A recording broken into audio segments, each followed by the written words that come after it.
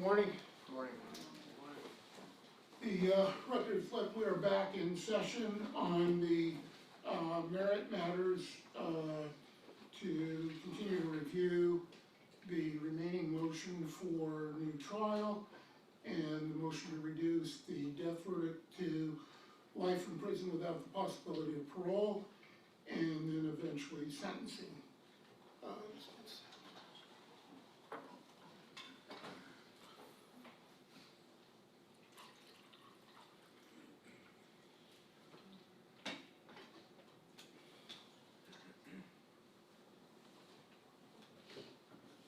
I apologize for the delay in getting started again this morning. There was a problem at the jail with the transportation of Mr. Merritt to court, and some problems with the elevators and getting Mr. Merritt up to court. And then Mr. Moline filed another motion this morning to disqualify the court from ruling on the remaining issues. And again, that was filed just a few minutes before we started, so it took me a little while to read that. So the only issue that the court can rule on at this point is, with regard to that motion to disqualify the court, is whether or not the motion is timely filed. Under CCP section 170.3 C1, the court does have the authority to strike such a motion if it is not timely filed. If it is timely filed, then the procedure is that the court must file a written statement in opposition or denying the allegations within 5 days, and then that goes to the judicial council, who would then appoint another judge to rule on the motion. So that would obviously take some time. The only, as I say, the only issue this court can rule on now is whether or not the motion to recuse or disqualify this court from the remaining motions is timely filed. And in that regard, CCP section 170.3 C1 and California Supreme Court case of People versus Scott at 15 Cal 4th 1188 state that the motion to disqualify a judge must be filed at the earliest practical opportunity once the grounds for the motion are discovered or known by counsel. Here, the primary allegations alleged to disqualify the court are the fact that the court allowed counsel to meet with the jurors in the jury room after the jurors had returned the final verdict in the penalty phase, and the court was also present for that. And then when the bailiff notified the court that the McStay family wished to come in to thank the jurors, the court allowed the McStay family to come in to thank the jurors. And then Mr. Moline complains about the atmosphere that existed during the time that the jurors and the McStay family and the court were present. So the issue is whether or not the motion at this point is timely. Clearly, it is not timely. That occurred 7 months ago. All of that was known to the defense. from the time it occurred, although Mr. Moline and Mr. McGee were not present. Defense investigators, Suzanne Haley and Mr. McGee's second or assistant counsel was also present, so they were certainly apprised of the whatever occurred at that point in time. Since then, as I say, 7 months have transpired, and during that 7-month period, Mr. Moline requested additional time to file motions for new trial. At least one of the motions for continuance was granted. Subsequent motions were denied. Mr. Moline then, at the time of the hearing for the motions for new trial, filed motions for new trial. We spent an entire day discussing and ultimately ruling on some of those motions.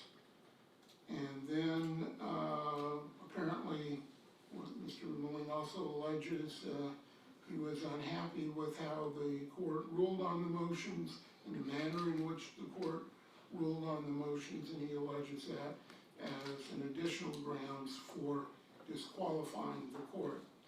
Obviously, counsel's disagreement with the court's ruling on the motions, even the manner in which the court ruled on the motions, is not a grounds to disqualify the court. So those allegations can be stricken as not constituting grounds for disqualification. The fact that 7 months had elapsed from the time of the primary allegations that counsel now alleges as disqualification had elapsed, and that counsel in the interim requested continuances, actually filed motions for new trial, and participated in a day-long hearing on motions for new trial, clearly indicate that counsel did not file the motion to disqualify the court from these motions at the earliest practical opportunity once the counsel was aware of those events. So the court, based upon that, the court strikes the motion to disqualify on the grounds that it is not timely.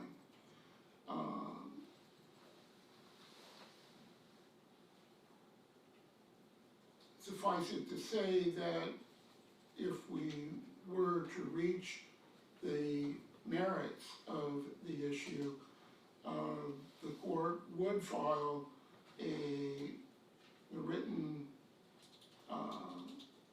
statement denying the nature of the allegations and explaining in the court's view what in fact did and did not occur during the meeting in which the jurors, prosecution attorneys, and the McStay family were present.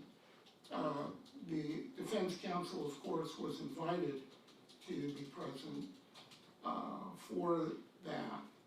I think the record indicates the court's comments at the time were if the jurors wished to speak with the attorneys would be available shortly, and that's when the attorneys had the opportunity to go back and talk with the jurors. But since the court is striking the motion for disqualification on the grounds of timeliness, this is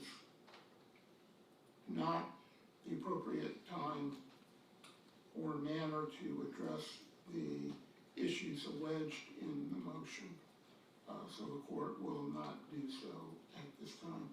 Having stricken that motion for disqualification, court will continue to consider the motions that have been filed previously.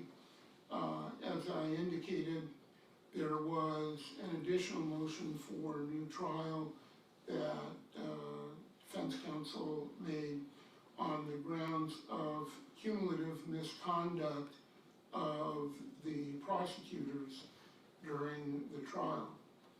And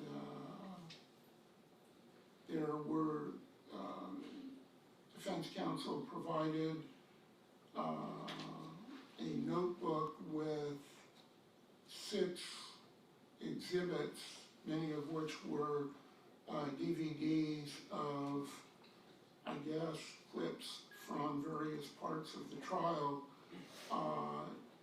showing the prosecutors during particular moments of the trial. Court indicated that it would not view those or accept those exhibits, although they have been marked as exhibits. They are part of the record that any appellate court can review, but the court is not considering them for a number of reasons. First, if there were instances in these various clips that were not brought to the court's attention at the time, it would be inappropriate to make the motion at the time the court could address it. The court did not do anything when, on the occasions he did bring it to the court's attention, and therefore, I'm sure he would argue that it was pointless to continue to do so.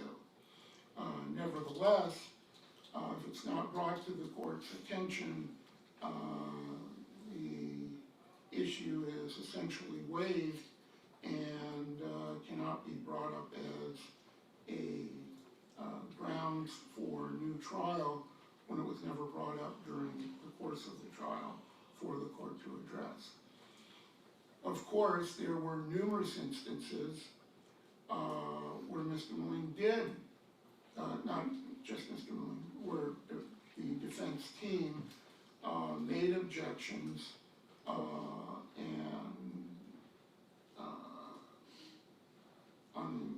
made allegations of prosecutorial misconduct, discovery violations, improper and misconduct in the courtroom, and the court, when it was brought up, the court did address those. Certainly, there were times where both sides, in the court's view, acted unprofessionally. There were times where both sides, decorum, professionalism, courtesy, or a lack thereof, were below the standards of what would be expected of counsel acting in a professional manner. There were instances, and the court commented on this during the course of the trial, there were instances where the court indicated it appeared that counsel on each side seemed to be more intent on attacking opposing counsel than they were in presenting their own case or in refuting the opponent's case. But the court, the times that issues or claims of misconduct were brought up, they were thoroughly discussed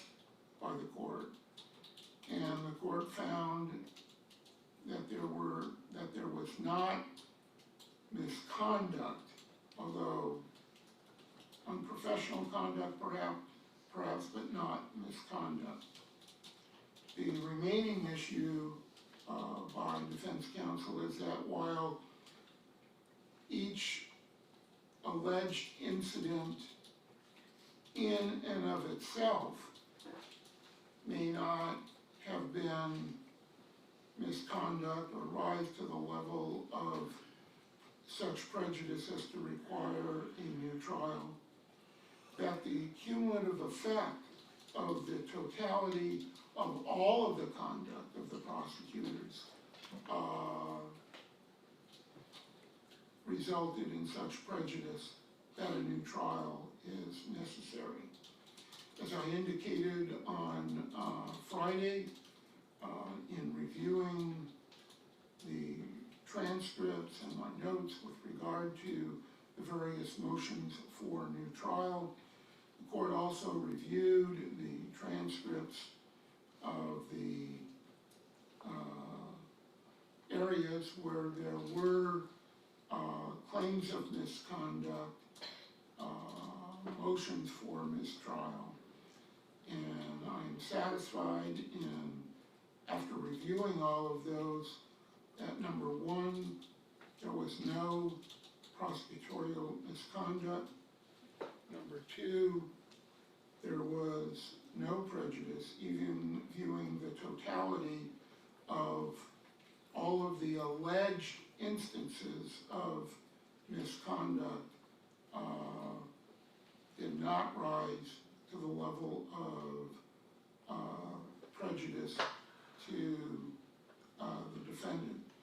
As I indicated during the trial and as I indicated on Friday, that it has been my experience, and certainly Mr. Moline is aware of a recent trial in which he participated, in which unprofessional conduct of, or what was alleged to be at least, unprofessional conduct similar to the conduct Mr. Moline is now alleging in this case was alleged in the other case, that was cited as one of the reasons by the jurors for voting not guilty in this other case. So it's been my experience that when counsel conduct themselves inappropriately, that does not aid them or their case, but is to their detriment in the jury's view. And I expressed that to counsel during the course of the trial. But in any event, court finds there was no misconduct, there was no prejudice to the defendant as a result of any of the complaint of conduct by counsel. And therefore the motion for new trial on the grounds of prosecutorial misconduct and the cumulative effect of the totality of the prosecutor's conduct is also denied. With regard to the motions for new trial, Exhibit 7, which was all of the diagrams, maps, illustrations by the defense cell phone expert, are admitted into evidence as part of the evidence submitted on the motion for a new trial on the grounds of both on the grounds of insufficiency of the evidence and ineffective assistance of counsel. Exhibits 1 through 6, which are either clips from the trial or other additional evidence which was explained as necessary to show the falsity of the prosecution evidence, Those have been marked as defense exhibits 1 through 6. They are not admitted into evidence at the hearing on the motions for a new trial, but they are part of the record in the case for review. The motions for new trial having been denied, this then would be the time to consider the motion to modify the verdict of death to the lesser verdict of life imprisonment without the possibility of parole. Mr. Milling, did you wish to be heard on that issue? Thank you, Your Honor. As previously discussed, there was a waiver taken. Mr. Merritt had indicated he didn't want any mitigating evidence presented for that purpose. Our position is that Mr. Merritt didn't commit these crimes, so there's no plea of mitigation to lessen a sentence. In fact, if you look at the probation report, Mr. Merritt indicated... Actually, I didn't review the probation report because the court can't consider that in the motion to reduce the penalty verdict. The court can only consider the evidence submitted at trial. You could argue if there's something either of evidence at trial or any inferences to be drawn from the evidence at trial, you can certainly argue that.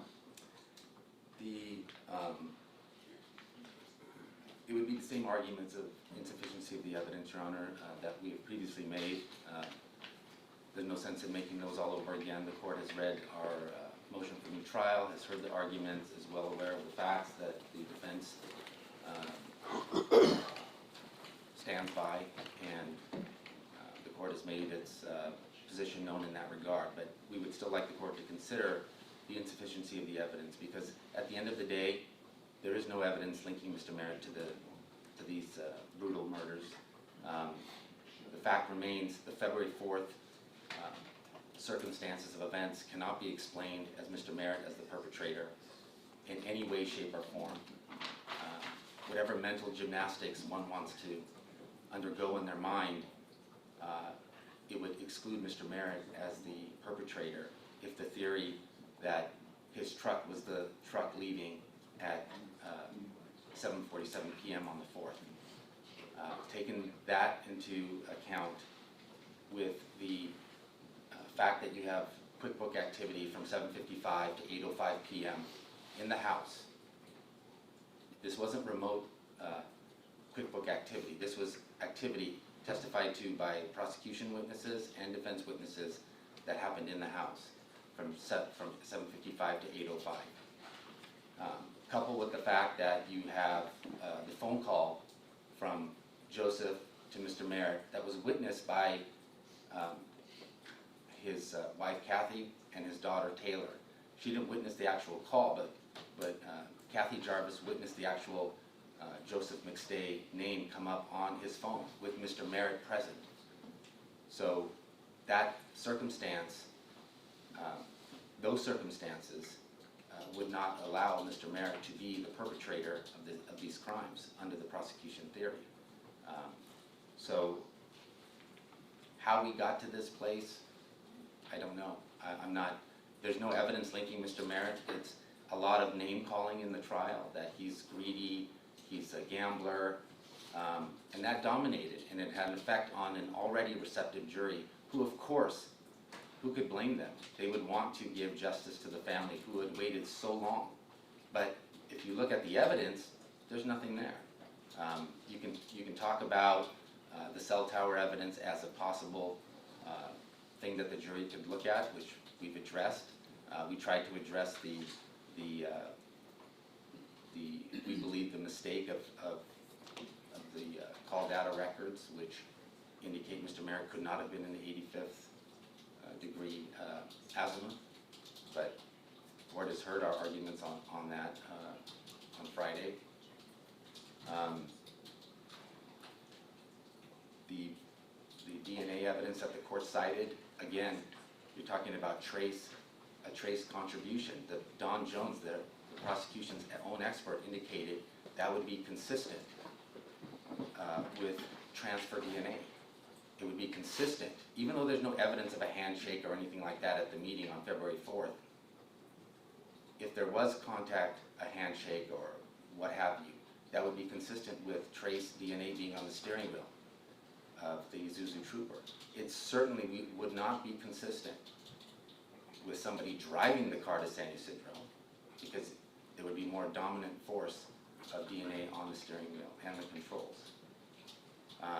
So actually the trace amount of DNA on the steering wheel was actually something that was exculpatory, because it showed that he could not have been the driver. And the list goes on.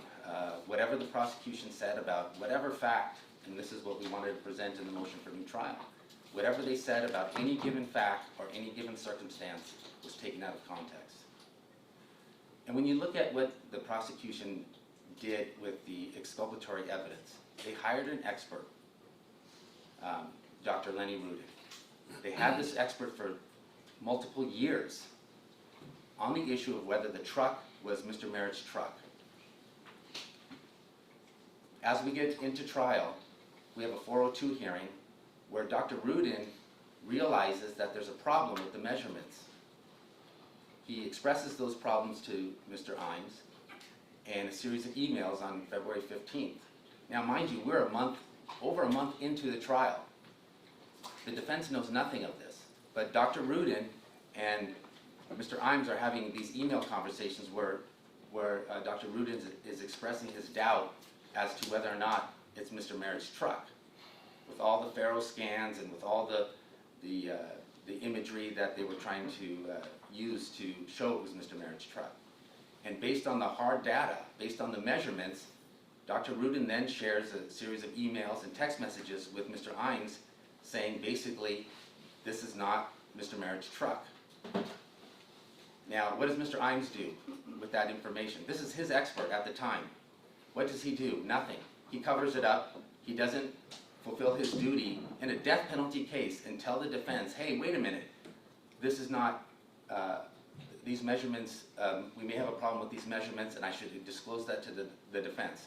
Instead, Mr. Imes keeps that information to himself and it represents to the court and to the defense that everything is A-OK. I'm sorry, Your Honor, I have to object. That's a false misrepresentation of this court.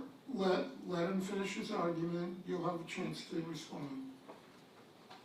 He withholds that evidence. He has a text message that further and more specifically indicates why Dr. Rudin is expressing doubts about the measurements of Mr. Merritt's truck.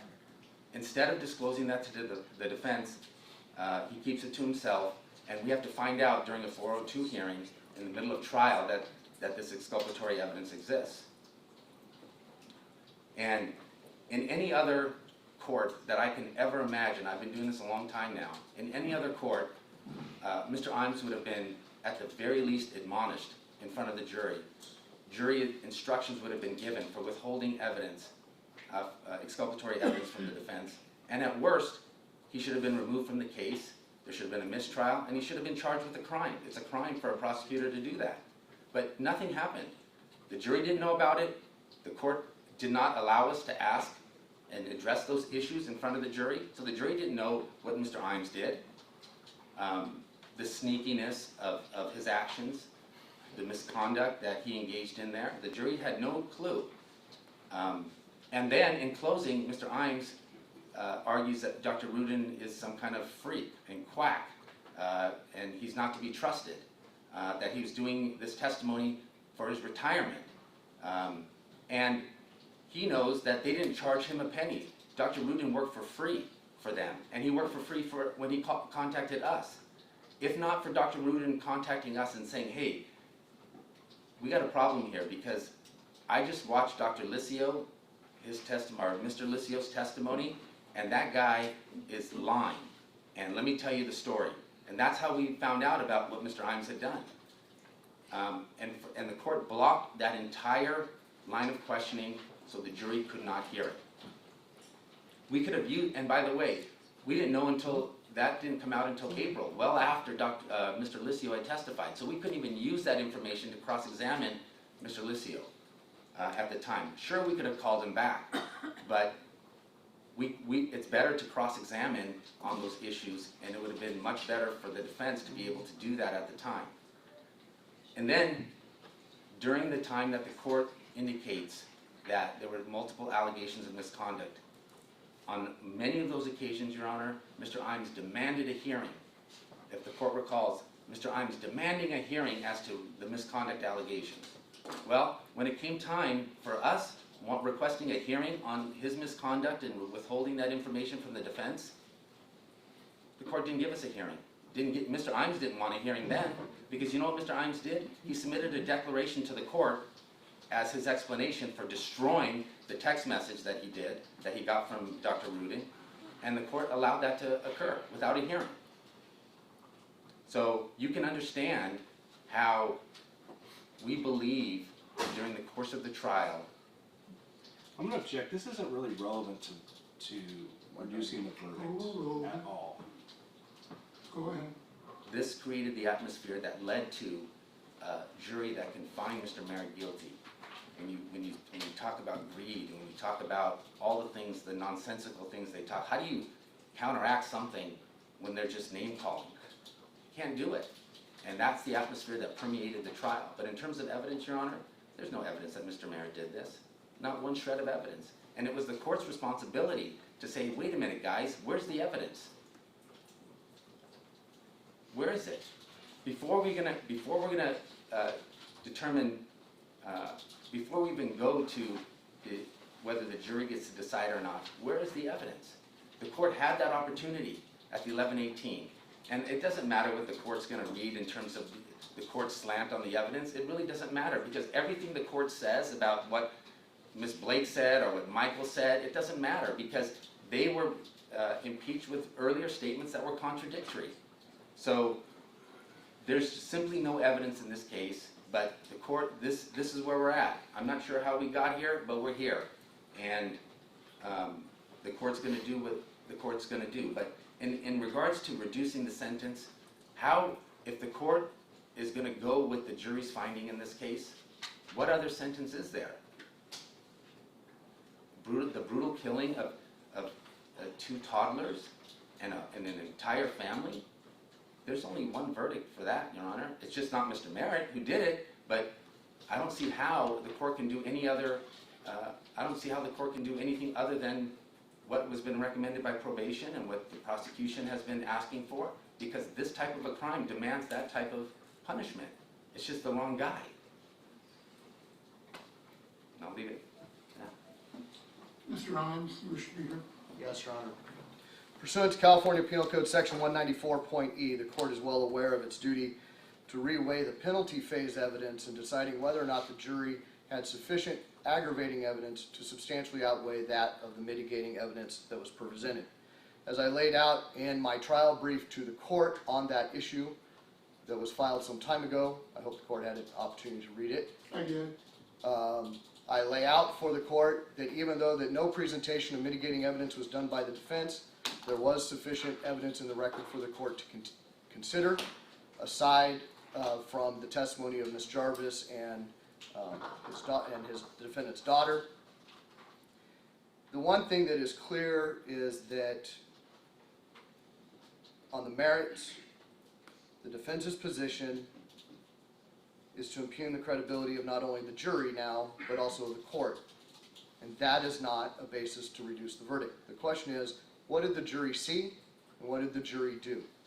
I refer to the court's extensive and lengthy ruling on the 1118.1 motion in the middle of trial, and I refer the court to its own ruling on Friday as to the motion for new trial and the factual underpinnings of that. That would be evidence of this crime and this case. It is clear that this jury weighed the aggravating evidence and the mitigating evidence. And I do note that pursuant to People v. Hawkins, 1995, 10 Cal 4th, 920 at 971, footnote 7, the court is limited to the evidence within the penalty phase. Granted, the people did rely on the circumstances of the offense, so some of that evidence does become material and relevant to that analysis. But what this jury did was not a rubber stamp. As the court recalls and the record reflects, this jury actually returned a clearly deliberated verdict. They not only returned a death verdict as to Summer, Gianni, and Joseph Jr., instead, they returned a verdict of life without parole as to Joseph. That is, itself is evidence of deliberation by this jury and weighing the substantial evidence of the aggravating and mitigating factors. I think the court can also take into consideration the defendant's lack of remorse. I think that has been abundant and apparent from the day one of this investigation, through his attitude towards investigators in the interviews, his statements to investigators, his statements to the family, through today. Lastly, I will only correct this for the record, not to engage in argumentation, that Mr. Molin's representations to how the Dr. Rudin evidence played out is a complete fabrication and falsehood and bastardization of the record from the hearing that the court did conduct. The defense was given notice of Dr. Rudin at the beginning of the trial, were provided his materials.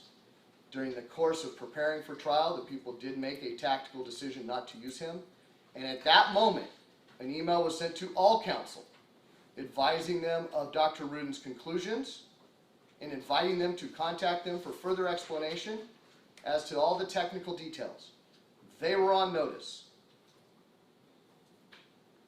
So to say that they didn't learn about it until Dr. Rudin contacted them is not accurate and is false.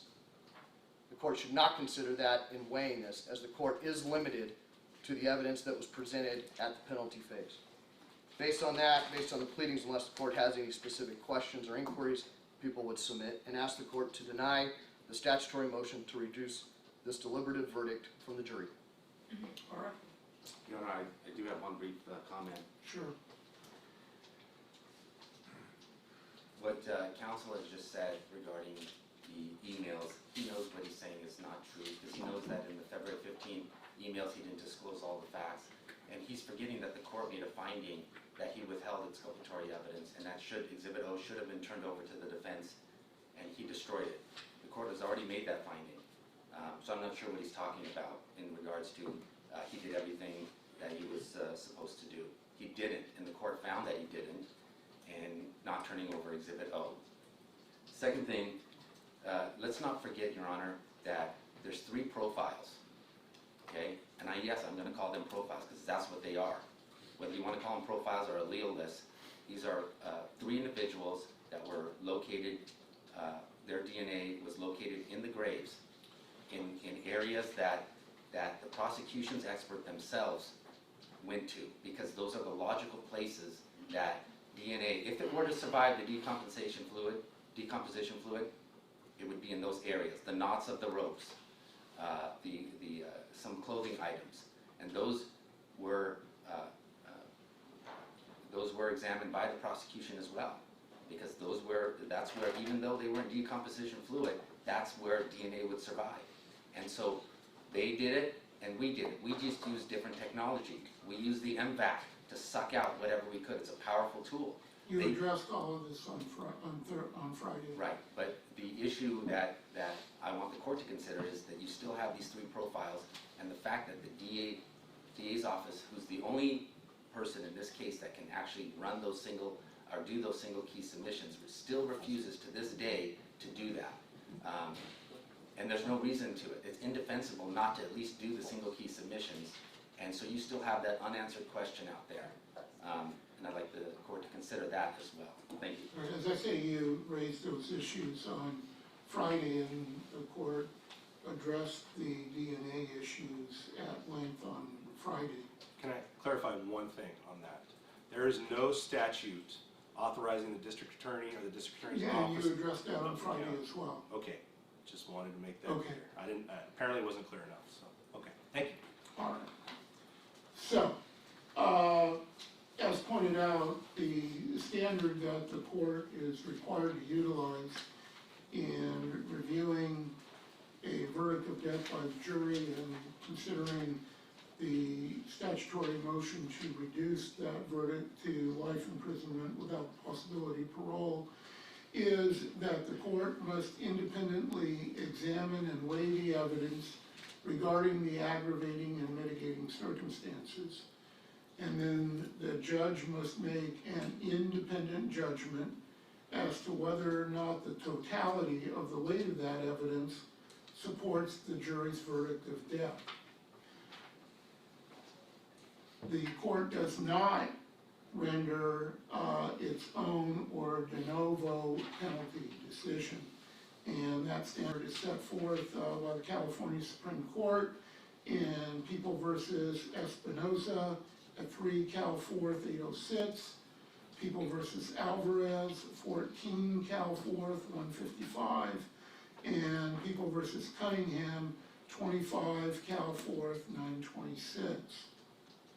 The court has independently examined and weighed the evidence. As I indicated on Friday, I independently examined and weighed the evidence with regard to the sufficiency of the evidence to support the verdicts and reached conclusions on that. I have also independently examined and weighed the evidence as it relates to all of the aggravating and mitigating factors in the evidence submitted on those.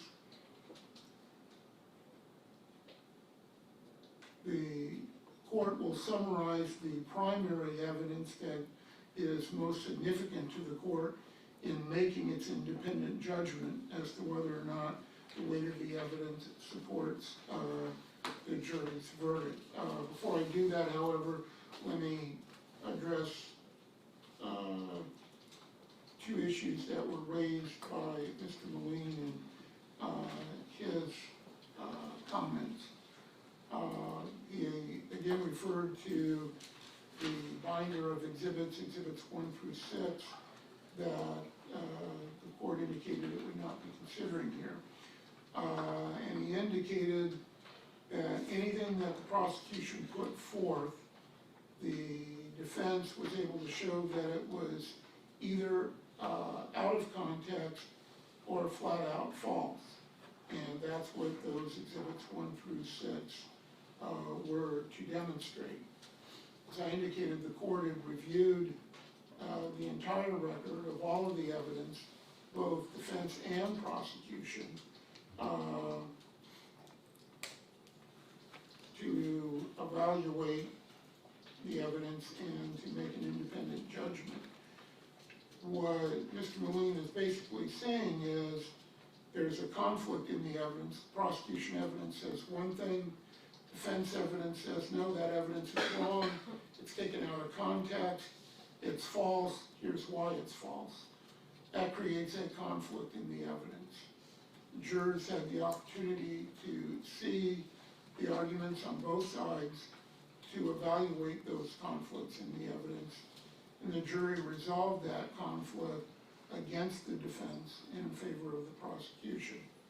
In the court's independent judgment, after weighing all of the evidence, the court's independent judgment was and is that substantial evidence supports the jury's verdict in resolving those conflicts in the evidence. And then with regard to the Dr. Rubin issue, we obviously had extensive discussions and hearings on that during the trial. There was testimony by Dr. Rudin, there was a declaration by Mr. Imes, there was discussion with the court ultimately rendered a ruling, and the court again addressed that on Friday, so the record is clear on those issues. So then with regard to the motion to modify the verdict, as I indicated, the court has independently weighed, examined and weighed the evidence of aggravating and mitigating circumstances. Obviously, the most significant aggravating circumstance in the case is factor A, the circumstances of the crime. The circumstances of the crime, even as Mr. Moline admits, are extremely aggravated. And the aggravated nature of the crime certainly carries significant weight in terms of the aggravating factors. The underlying motives for the crime were financial gain.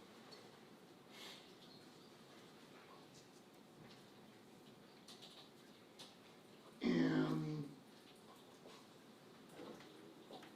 if there were a conflict between Mr. Merritt and Mr. McStay, whether it be over taking money from the business, quality of his work, whether or not he was going to continue, if that resulted in a dispute or argument or fight between them, even if it resulted in a premeditated murder of Mr. McStay alone,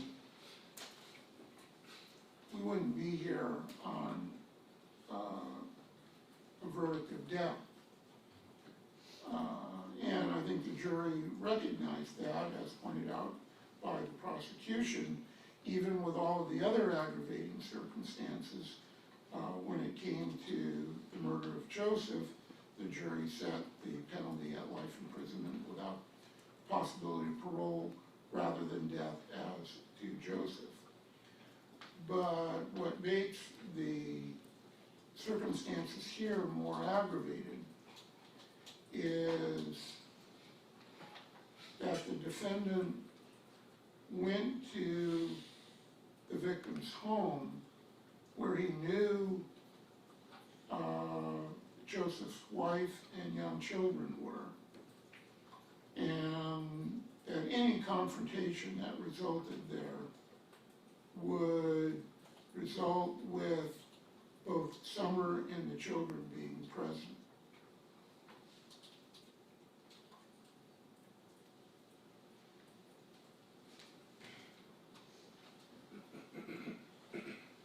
As acknowledged by Mr. Moline,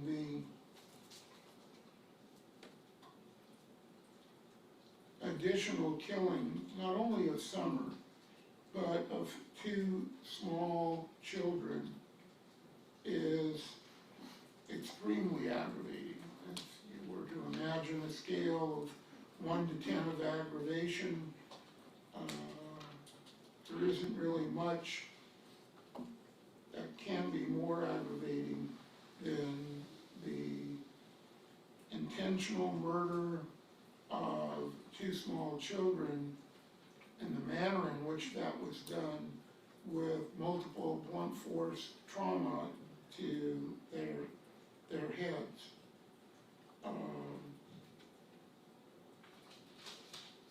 This, as I say, the aggravating nature of that is extremely high and carries significant weight. And as I indicated, the manner of the killings, not only of the children, but of Joseph and Summer, of multiple forceful blunt force trauma to the head, is extremely violent and adds to the aggravating nature of the circumstances of the crime. Related to circumstances of the crime is the impact of the deaths on the family members. And anyone killed probably has friends or family, but oftentimes if it's a stranger who kills the victim, they don't know the family, they don't know of the family. Here, Mr. Merritt knew Joseph, knew that he had a brother, knew that he had a mother.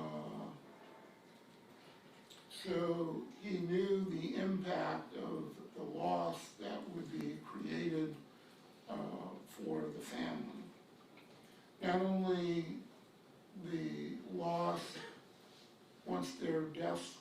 discovered, but also the uncertainty of the years of not knowing what may have happened to them. So that is also an additional aggravating factor.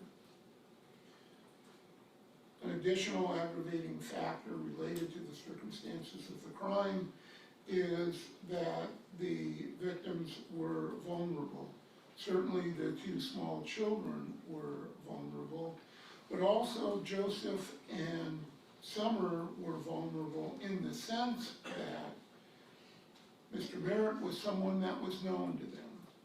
So him arriving at their home, regardless of any conflict that they may have had during the course of the earlier in the day on February the 4th, regardless of what may have occurred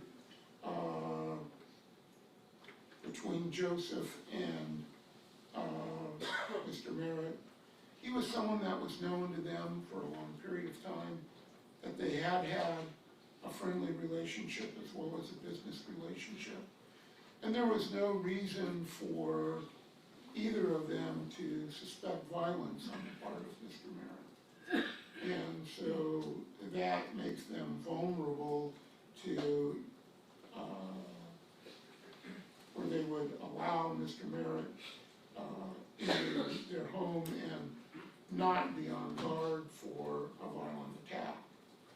And while the court did find that the evidence suggests the multiple blunt force traumas to the head, which would have resulted in significant bleeding and a significant bloody scene, did not occur inside the house.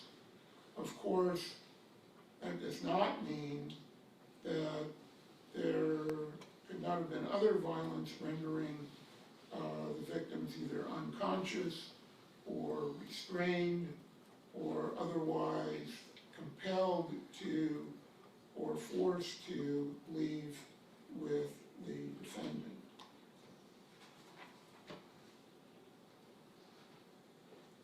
Factor B is whether or not there are any prior incidences of past violence on the part of the defendant. Here, there is not. There is no history of any prior violence on the part of the defendant. That is a significant mitigating factor on behalf of Mr. Merritt. Factor C is any prior felony convictions of the defendant. Mr. Merritt did have some prior convictions for theft-related actions. I believe they were second-degree burglaries. There was more than one, so the existence of those is an aggravating factor, but given that they, number one, are not violent, number two, there may have been one within a year of the offense in this case, but the others were more remote. Court does not consider them a strong or substantial aggravating factor, but the existence of them is still an aggravating factor. But the court does not give significant or strong weight to those convictions in its independent evaluation of the weighing of the aggravating and mitigating factors. Factors D, E, F, and G do not apply in this case. Factor D is whether the defendant suffered from an extreme mental or emotional disturbance. Factor E is whether the victims consented to or participated in any of the defendant's activity. Factor F is whether or not the defendant acted with a reasonable belief of moral justification. Factor G is whether or not the defendant was acting under duress or substantial domination of another. There's no evidence of any of those, so those are not applicable in this case. Likewise, factor H, the capacity of the defendant to appreciate the criminal nature of his conduct. Again, there's no evidence of mental health issues or intoxication at the time of the commission of the offenses. No evidence to indicate the defendant was not able to appreciate the criminal nature of his conduct, and so that factor also is not applicable here.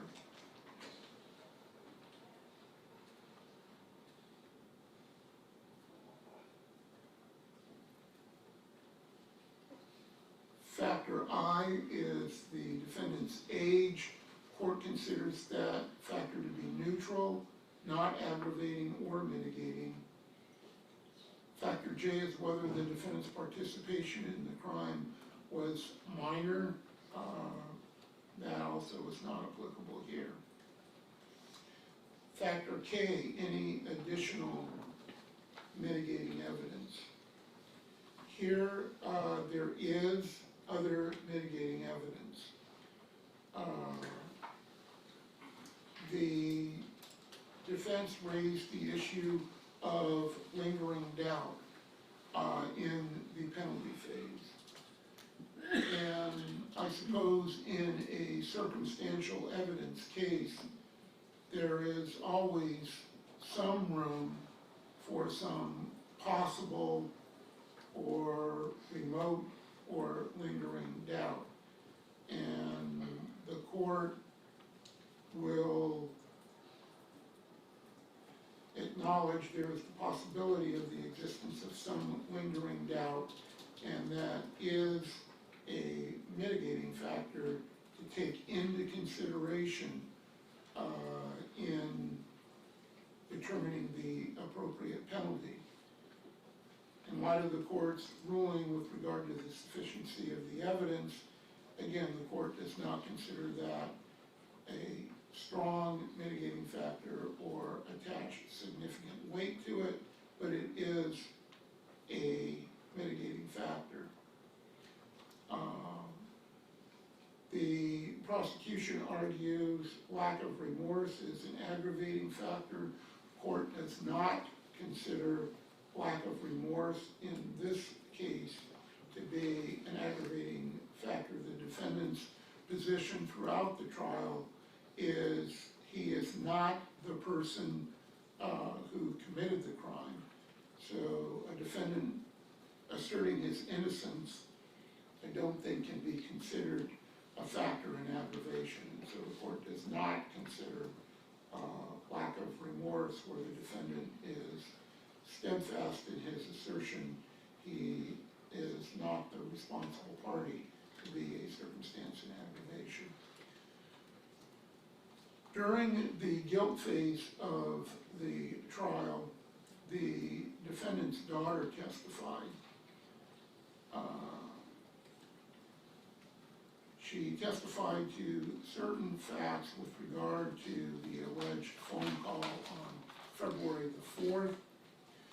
She was also permitted over the prosecution's objection to testify at that time in the guilt phase as to aspects of Mr. Merritt's character, which the court does consider as mitigating evidence. She indicated that she had a close and strong relationship with her father, and that reflects positively on Mr. Merritt and the values that she attributed to him.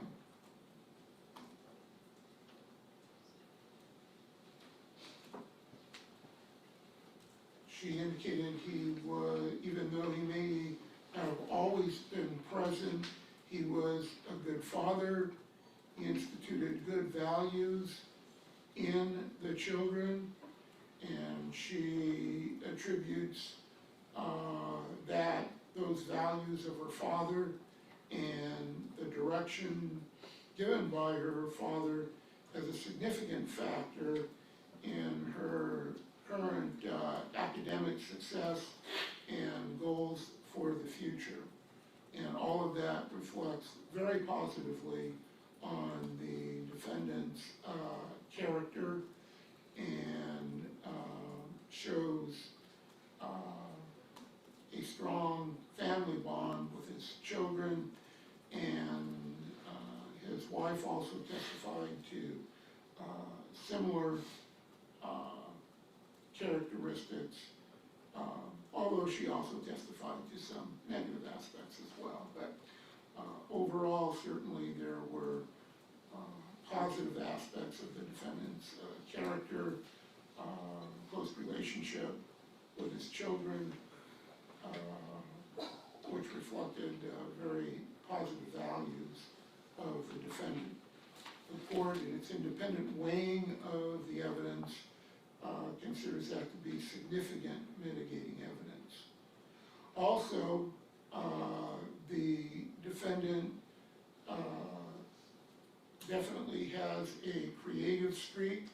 His wife, Kathy Jarvis, testified to that he was very creative. That was demonstrated in the custom design waterfalls and fountains that he produced.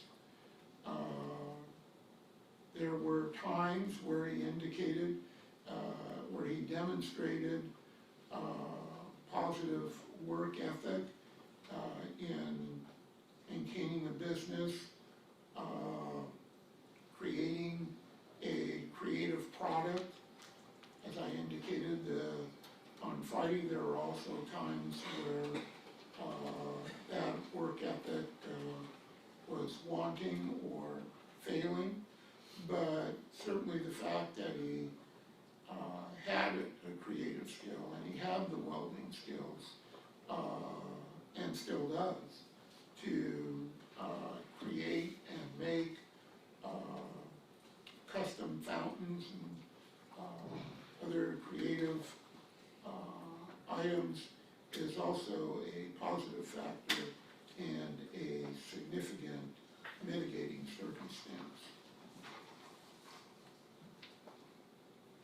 In order to sustain a verdict of death, the aggravating factors must outweigh the mitigating factors, and the aggravating factors must be so substantial in comparison to the mitigating factors that death, rather than life in prison without the possibility of parole, is the appropriate sentence.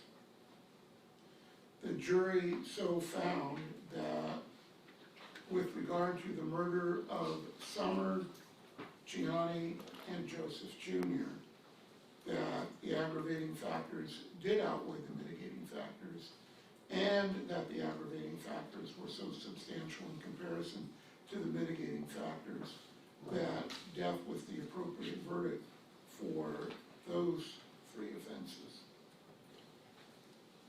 After independently examining and weighing all of the evidence of all of the aggravating and mitigating circumstances, it is the independent judgment of this court that the totality of the weight of the aggravating evidence overwhelmingly supports the jury's verdict of death.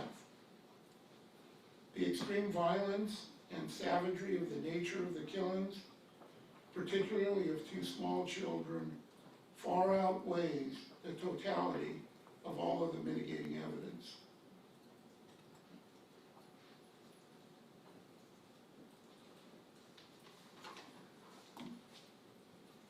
For those reasons, the motion to reduce the jury's penalty verdict of death as to the murders of Summer, Gianni, and Joseph Jr. to life imprisonment without the possibility of parole is denied. We then have the actual sentencing. As I indicated, the court has not reviewed the probation report since the court cannot consider the probation report or any other outside information in ruling on the motion to reduce the verdict. If council wish the court to review the probation report, I'll take a brief recess. To do that, if you waive that, we can go ahead. We would waive that, Your Honor. People also? Sure. All right. Prior to the court form of sentencing, then, there was one, victim statement that was given on Friday. Court indicated the court would not and did not consider that in, the ruling on the motion for, to reduce the verdict. Are there any additional, victim statements that victims wanted to make at this time? Yes, Your Honor, there's 6 of them. All right, And Your Honor, Mr. Merritt would also like to give a statement, whatever the court feels is the proper time for that. sure. Okay, go ahead, they can come up and give their statements. We'll have Tracy Russell.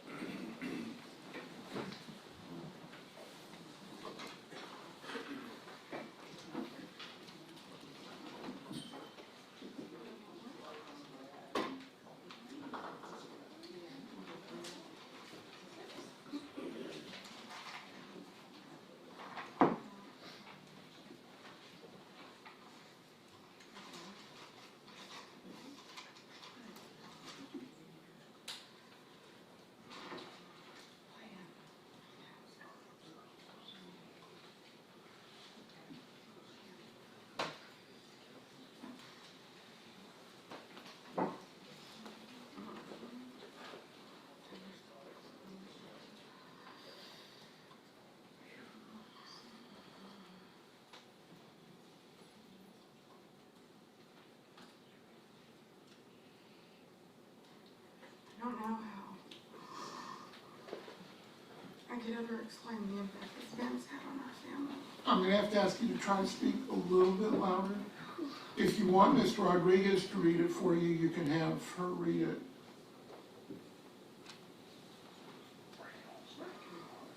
What's that?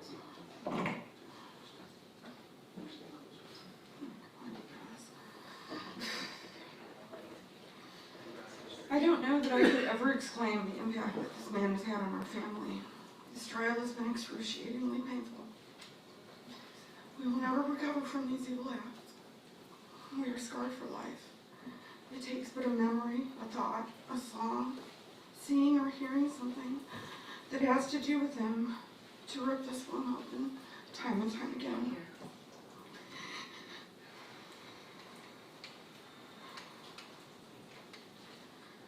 Our families have been and will continue to suffer long after this day is done. It's been almost 10 years, and the pain hasn't subsided. Being unaware of where they had their bodies, to the horrific day they discovered the bodies buried in shallow graves in a desert, waiting for your arrest, waiting for what was supposed to be a speedy trial because of your supposed health issues. You selfishly prolonged this trial time and time again, making us unable to move forward with our. Instead, we are reliving this nightmare over and over again, while you visit and correspond with lawyers, friends, and family. Our families have already been given a life sentence of never again. We will never be with Joey or Jim or Joseph again. Never again in our lives will we hear their voices. Never will we spend holidays, birthdays, anniversaries, or just be able to get together and talk and share our lives. Never will we see their smiles, hear their laughs, voices, and we'll never have new memories together. Our children won't grow up together. We won't age together. In one heinous and revolting Kate, Jace Merritt took 4 beautiful people from us forever. Having to sit here and see and hear what you did to them has been atrocious. The contempt and anger and hate you had for my sister is repulsive. Why? She saw through your deceit and narcissism. My sister walked and lived with a purpose and a passion. She was our bossy big sister, a daughter, a wife, a mother, an aunt, and a friend. She expected the utmost from all of us. She was brave, she was smart, she was funny, and yes, territorial of all whom she loved, even with her faults. She's none of the horrible things she's been made out to be all these years. She was my sister, my biggest fan growing up, sometimes even my worst critic. She rooted my brother and I in everything we did. You took one and only with the recollection and knowledge of our childhood and youth memories. My first friend.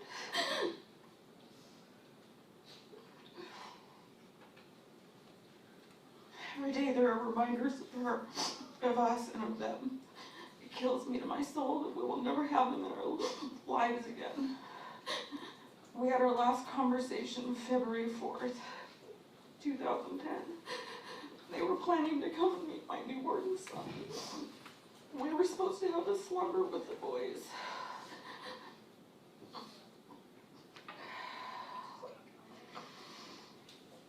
My son will never have the opportunity to know them, or create memories growing up with his cousins. He'll never know or create everlasting memories with his Auntie Summer or his Uncle Joey. Losing Joey, Summer, Gianni, and Joseph is indescribable. There's no way to express the emptiness and the pain. I replay our last conversation over and over again. Have you lost something? With all the would've, could'ves, and should'ves, I shudder and ache knowing what you did to them. You took their lives so violently. You sit there with zero remorse or accountability. After you heinously murder my sister, her husband, and my innocent nephews, there's no justification or comprehension for what you've done.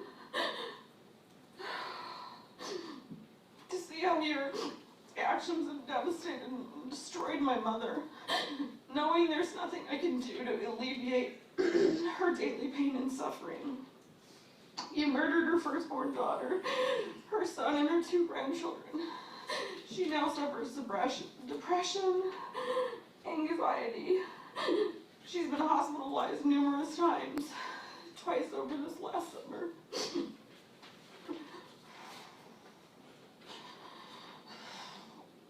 Unable to get a hold of her emotions, to see and hear her cries and her suffering, to see her grief-stricken. You've sentenced her to a life of grief. She couldn't even endure the pain of continuing to come to this trial. You left my beautiful nephew Jonah fatherless. You violently murdered his father and his brothers. There's a hole in his heart that none of us will ever be able to fill. Through the years up to now, I've received emails, read blogs, social media posts, slandering my family, the victims, and I'm ready to address them all. I've been asked for statements to be part of books, television shows, and movies. For what? Our outcome won't change. I'm haunted for being so emotionally unstable I wasn't even able to speak at their services.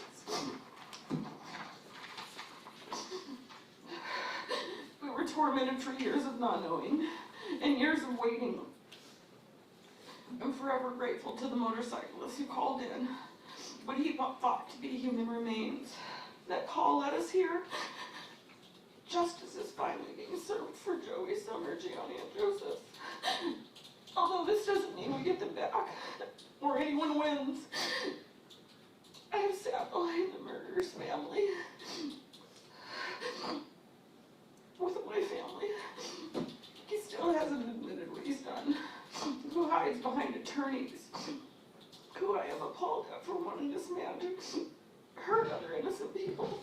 Yet I feel strongly for his children, who are innocent and have also lost their father.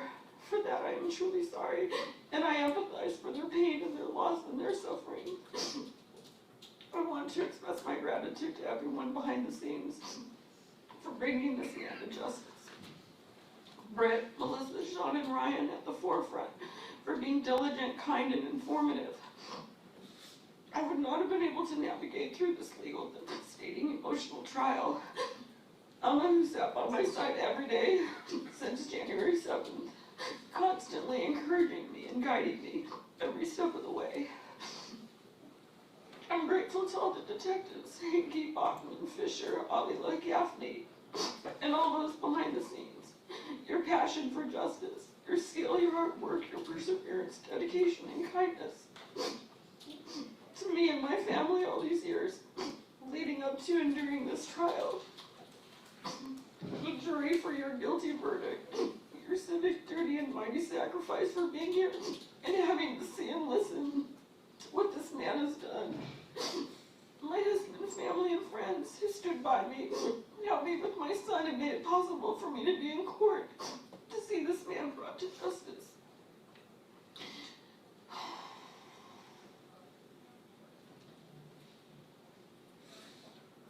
There are still so many unanswered questions. Knowing what I do will hurt and devastate me for the rest of my life. I've gone to therapy hoping to alleviate some of my grief. I know now this grief isn't something I will get past. It's a pain I'll live with and endure for the rest of my life. It isn't something that gets easier with time.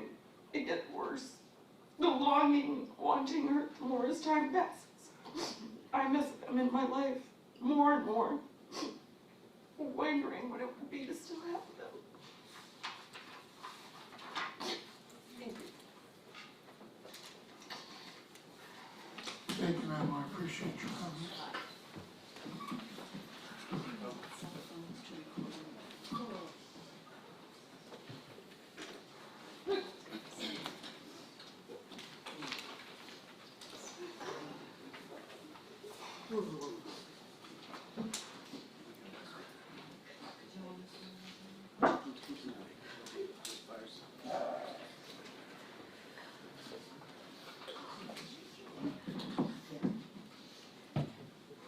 Now we have Miss Susan Blake here.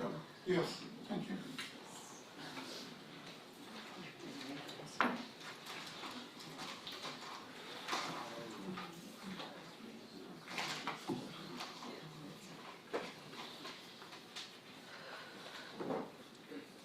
I'm here today to finally speak to you, Judge Smith, about my beautiful family. This horrible, horrific act of brutal violence that destroyed my family. How do I begin to explain the pain, the suffering that we've gone through for almost 10 years due to this nightmare? It's just a nightmare. The day my son had to tell me that they found him in the desert, I felt like a boulder hit my chest. The shock was unbearable. And then he had to go call Heather so Joey's son would know. And the hard part was he had to go home and look at 3 daughters who were very young and explain that they would never see Uncle Jojo again and they have gone to heaven. My granddaughters were young. It affects every age and everyone. This despicable, evil monster had brutally beat my family. How could you beat 2 precious little babies? How scared were they? Jay's crying for mommy and daddy. You had a choice. Chase, you are a low-life coward and a baby killer, and labeled that.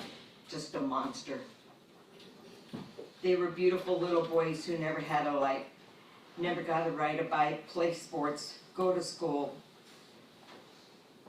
be a teenager to learn to drive a car, or go surfing with their dad. And Summer loved her boys. You deserve the sentence the jury came to. You deserve to go to prison, and I hope that you look over your shoulder and be scared just like my grandsons. I have waited almost 10 years. These jurors went through so much, and then finally heard the words guilty. I respect and am grateful for your decisions, and they are my angels. I am grateful to Sean, Britt, Melissa, and Ryan, and the team that we don't need, that worked so many years to put you behind bars. You deserve to pay for what you did to Joey, Summer, Gianni, and Chubba. You deserve to suffer like my family and Summer's family has suffered. We will never hear their voices, laughs, only on videos. I feel sorry for your children, knowing what their father has done and been convicted for. It is a sad day for everyone. Joey was a kind, generous, easygoing son. His family did not deserve this, and now I know they are all together in heaven. The boys are sliding down rainbows, Joey's surfing the clouds, and poor Summer's chasing after them. They are all together and will always be in our hearts forever. This is where I go and talk to my family. This is their gravesite, and anyone is welcome to go there and say prayers. Joey had a surviving son named Jonah, and he was only 12 years old when this nightmare started. He thought his dad left him, and he's gone through a lot of pain, has had a lot of counseling, and has suffered so much. But he will be speaking later today. Thank you. Thank you, ma'am, I appreciate your comments. Your Honor, Mr. Albert Vergara would like to address the court. Sure.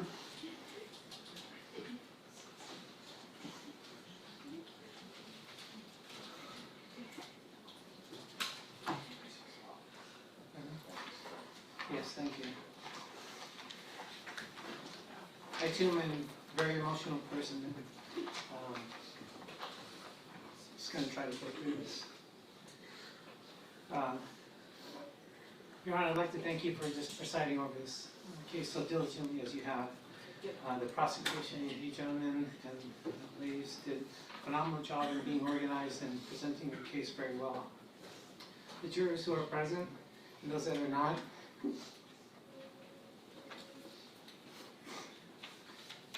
thank you for the time and attention that you gave this case.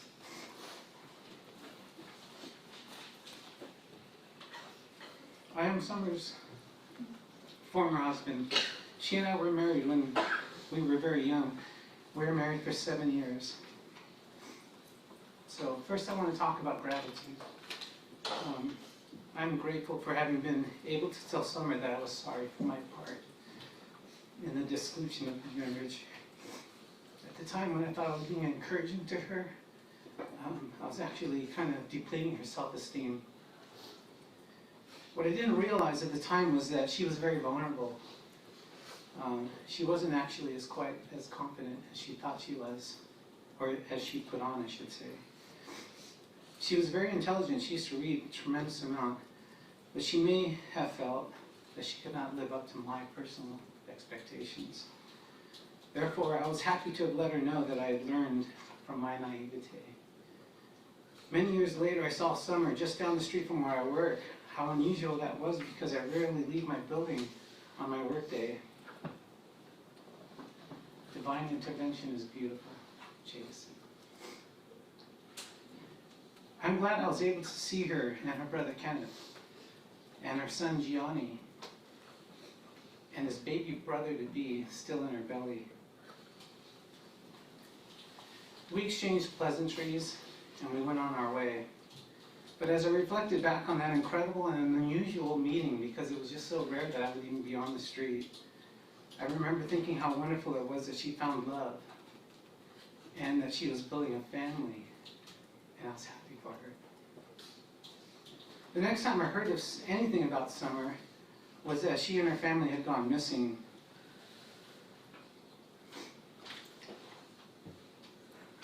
I now can't remember how I learned of her disappearance, but the anguish one feels from not knowing is something that I won't forget for the rest of my life. I just felt deep compassion for the families. A major worry came over me. It was all just so strange. It's completely gone. Before the bodies were found, part of the inner turmoil is how one's imagination runs wild. Our current culture is to seek answers online, and unfortunately, we inevitably encounter the internet trolls out there that seem to have it all figured out. From the personalities of the victims to what they believe that the victims are capable of. Now when I say victims, I mean Joseph and Summer, and Gianni and Joe Jr. Let's not depersonalize this by calling them the victims. I learned at the funeral that Joseph, because I didn't know him personally, was a great guy. Always wanting to give of himself, mentor people. He was a good friend, it seemed like, and obviously a good husband. You can tell by the support of the family, just a good man altogether. And I'm grateful that Summer had met him. Her judge of character was spot on, as it was back when we were young. Her judge of character was spot on when she met you, Chase. Charles. I guess she didn't like you.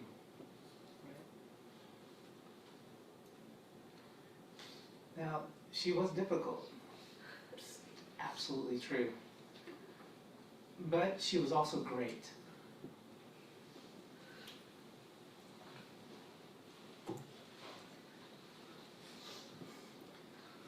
When you were with her alone, she was wonderful. When others were involved, she felt the need to put up her wall. But I don't believe she was mean-spirited. She had an incredible need to keep certain people at arm's length.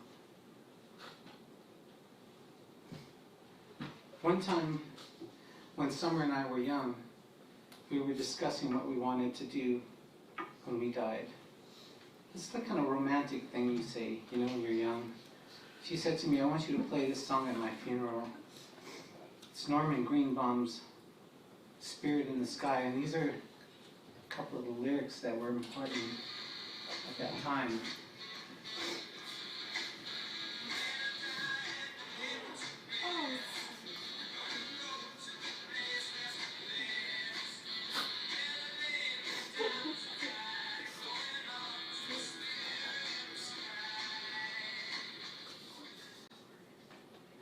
I told her that I would play that for her, never thinking that I would outlive her. At the funeral, I didn't have the courage to stand up and speak at her behalf. I later told Tracy that I wasn't sure if it was appropriate for me to do that. And her response to me was, what the hell is appropriate anymore?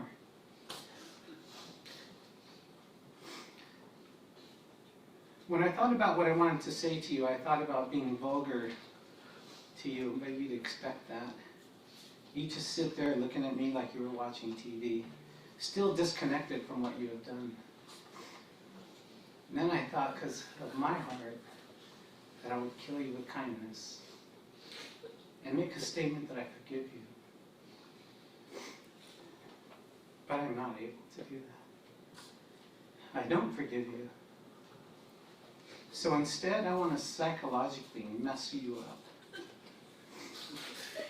Human beings compartmentalize trauma, and I want to wake up that suppression in you.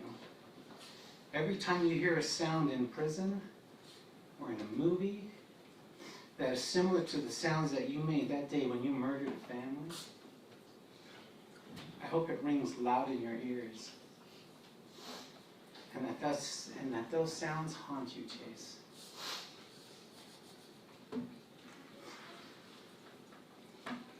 I want those sounds to trigger a memory to the point that you are unable to suppress it. Come on, Chase. Aren't you tired, man? Aren't you tired? Just stop all the appeals, all the shenanigans. Don't worry, your fate will be way less tragic than that of the family you murdered. No one will cause you for the physical pain you caused Joseph or Gianni or Joe Jr. No one is going to beat you or break your jaw the way you beat Summer and broke her jaw, my ex-wife. And I loved her. Even though I couldn't marry her, I loved her once, I'll always love her. How could I not? No one is going to beat you, you'll just slip into unconsciousness. Be brave, ask for forgiveness from the only entity that can give it to you, and that is God Almighty.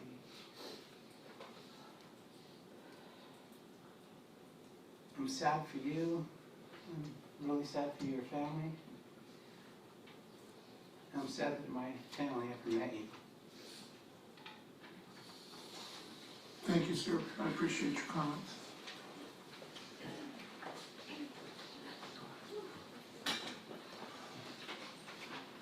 Your Honor, Mr. Michael McStay would like to address the court. Sure.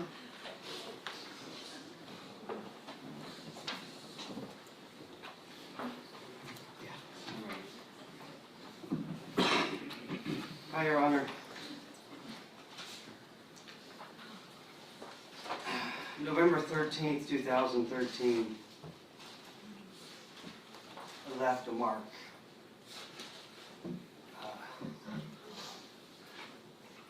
That was the day Sergeant Smith and Detective Steers told me they found the bodies. Excuse me.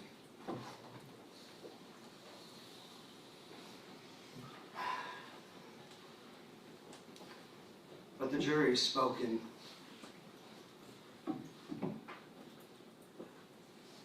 And even though darkness in this man tried to overcome the light of my family,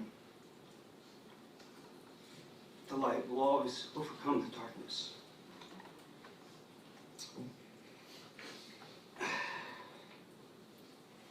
My mother, my father lost a son, a daughter-in-law,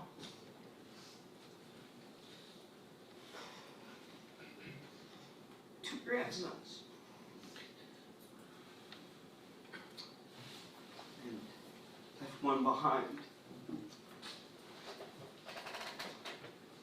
Having to watch my mother bury them, so unnatural.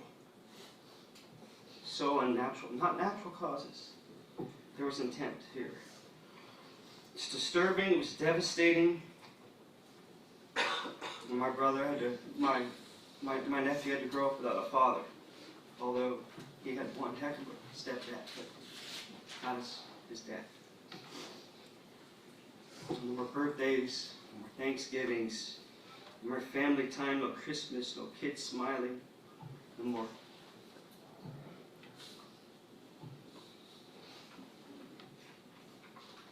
My own, it didn't just mark me that day.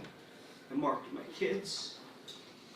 My bonus kids, never got to meet them. My adopted kids never got to meet them.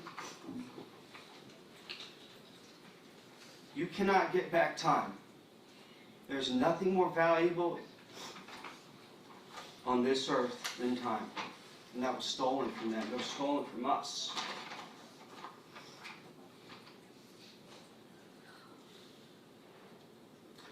I never got to meet my lovely wife. This world was robbed of four beautiful souls. My brother was, he was I looked up to my brother, sir, Your Honor. I'll never get another conversation with him, like my mother said, and like my father said. If I want to go speak with them, I have to go to a gravesite. No more surfing, no more anything. I was going to read a song that he wrote to me when I moved to Kauai back in '95. I actually wanted to also play a video. We can do it. I just don't want us to forget what this is all about. It's not even really about us that were left behind to pick up the pieces. It was about those 4 innocent people and the lives that they had to live and never got to live, and the potential there. And so this is the kind of person my brother Joseph was. He wrote this song, Brothers Who Follow the Sun, but he said son was S-O-N, not S-U-N. He said, through the same womb brought into this world, beating to a different beat, different flavors swirled. You are my companion, to love, to live, to share. Follow me in my footsteps beyond what I would dare. I wouldn't change it for the world, because you're my only one. Brothers who follow the sun. I led you down a dark road, death and decay, a place our souls were anchored, a place of angel shame. Then the heavens opened up and brought us into the light, freeing us from blindness, grace, restoring sight. This kind of person he was.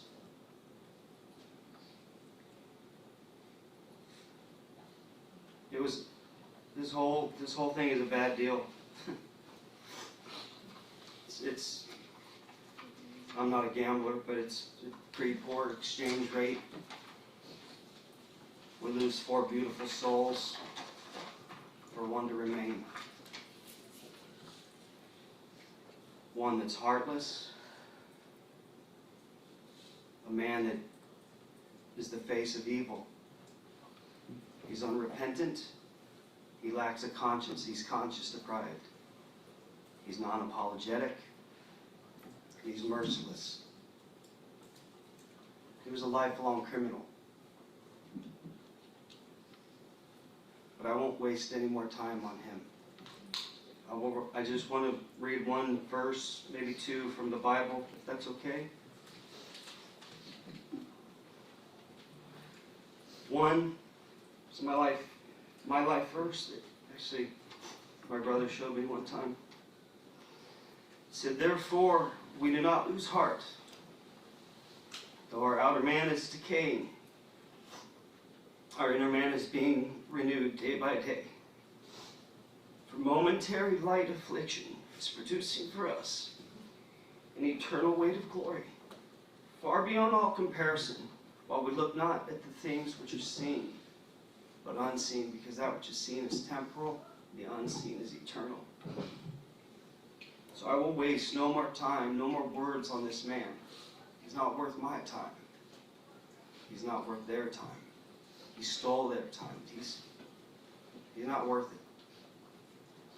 So this final verse is 1 John. It says, this is the message we heard in him and announced to you. God is light. There's no darkness at all. If we say we have fellowship with him, yet walk in darkness, we lie and do not live by the truth. So I walk away from this time, Your Honor,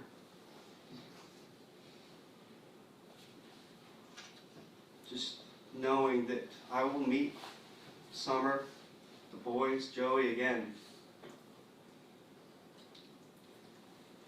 They're in the great cloud of witnesses.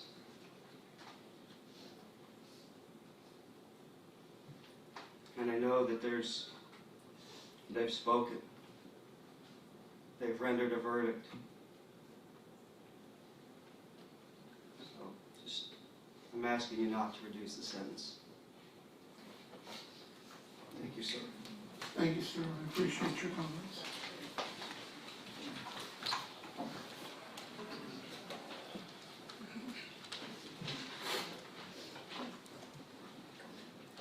Your Honor, Galen McStay would like to address the court.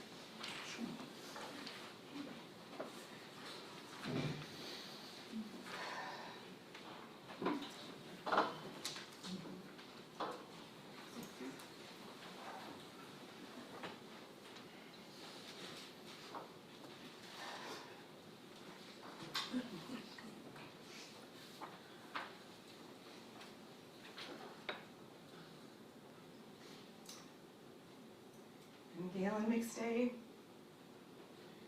speaking as the wife of Michael McStay, Joey's brother.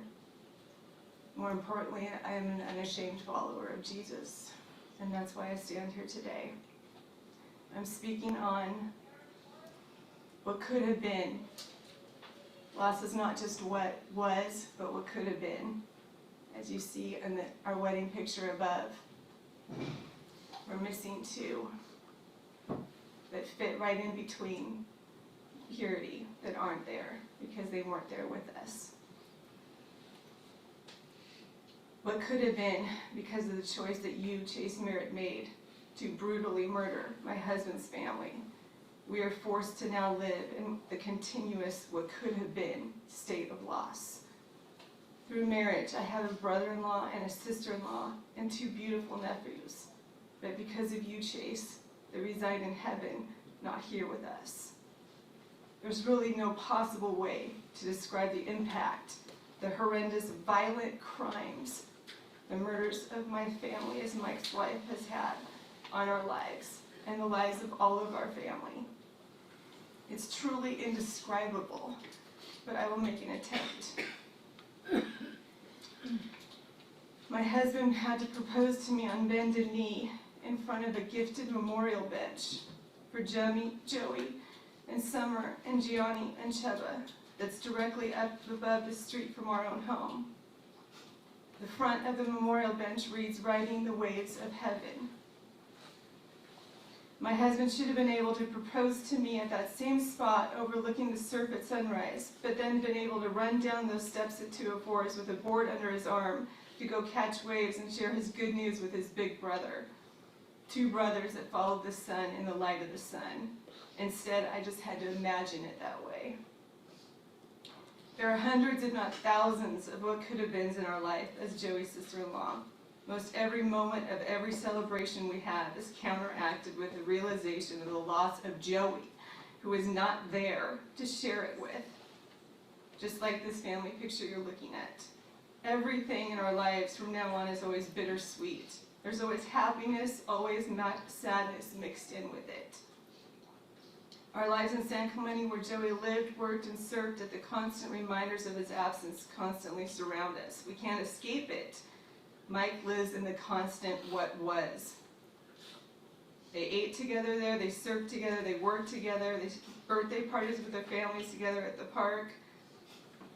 I walk our Husquita, Kuma, little bear, in honor of Bear, on the beach and envision what it would be like to watch our daughter Faith and Joey surfing out front together, their smiles, their long, thick, wavy hair. But then I wake up to realize that's never going to happen because you killed him. And you robbed her of knowing her uncle and enjoying her Uncle Joey. What about how it impacts my mama's hearts for all of our sons, Caleb, Noah, and Christian, who are all like their cousin Jonah, the surviving son of Joey, in different ways. Handsome, the curly hair, responsible, gifted musically and in photography, intelligent, respectful, insightful, compassionate old souls, which tells me they are like their Uncle Joey, but they have to settle for stories because their Uncle Joey, instead of his presence and influence on their lives, you took from them. My heart breaks for what could have been for our bonus children, Freedom and Ezekiel, who entered America without 4 family members to greet them and know them and invest in them. They would have had the love and influence from Joey and their Auntie Summer. This summer when Zeke surfed and paddled out all on his own in the lineup, catching waves and hooling and howdying out loud. It should have been with his two cousins. Instead, it was alone. Gianni and Joey Jr. were not there by his side because you murdered his cousins. Freedom and Faith and Ezekiel also have an eye for sea glass finding that they could have done with the boys right in front of the house on the beach where they lived. But you brutally murdered two innocent children instead.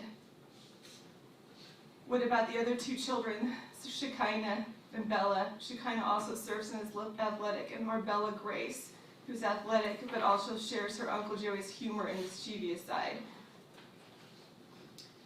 They only have a handful of memories because they were only 6 and 9, and you took time away from them and left them with small memories. Or Purity, who is only 3 and wants to have her own memories to live on, but who mostly speaks of growing up under the perpetual sadness of her dad, who told me at 9 years old, "Thank you for making my dad smile and laugh again. Maybe this is what he was like before he missed his brother Joey."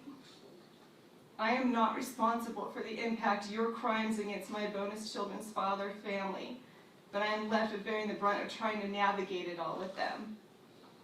What impact your violent, cowardly murders had on my husband's family in other ways besides our 9 blessings and all the lives that you've ruined and all the could-have-beens we live in their absence?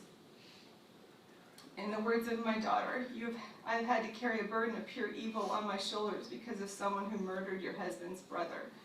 Since being with Mike, it's like you've gone through it every single day with trauma. There's so many days every single year because Joey is so special that many, many, many days correlate to him and his death in some way. The words of a friend that Mike has been in a constant state of loss and grief for an entire decade.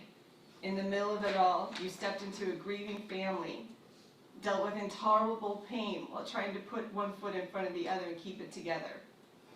You fell in love and got married, but all along there's this huge subterranean pit of grief underlying and affecting your relationship.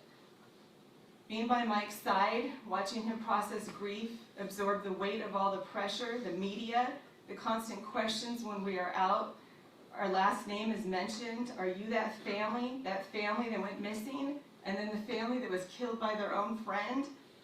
The disruptions of, I am sure, well-meaning people, but who have no boundaries and contact him on family time and holidays because they follow the case on social media and feel that they are our real friends. Going on interviews with him and having people bring up horrific details as if it's just a story, but the gruesome and brutal details of the crimes that you committed are his family. It's not just a Netflix documentary to us.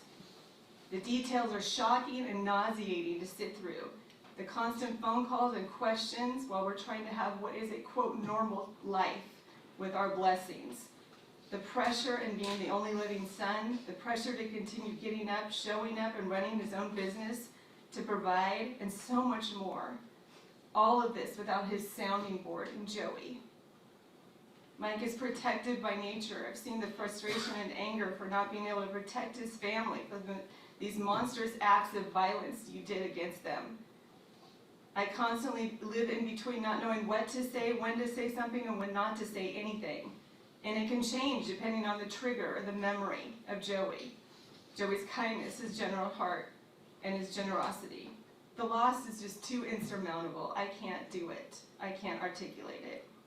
You took what could have been decided to keep the family, but on your actions to act like a coward of all cowards by taking your rage out on a 5'4", 110-pound sister-in-law of mine. Summer and I would have loved raising our cousins together. She was strong. She was protective. She loved her man and her boys fiercely. I admire her, and I get that.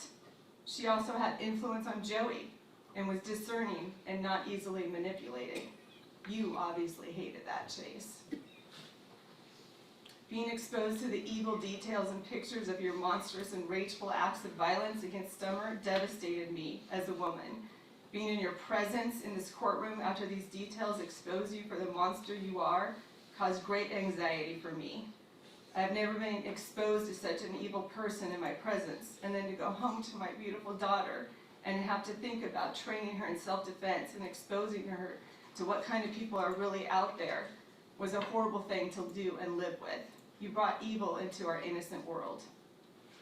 I feel bad for the horrendous legacy you have left your own children, burdened with and forever changed by too. God have mercy and grace on them for all of that.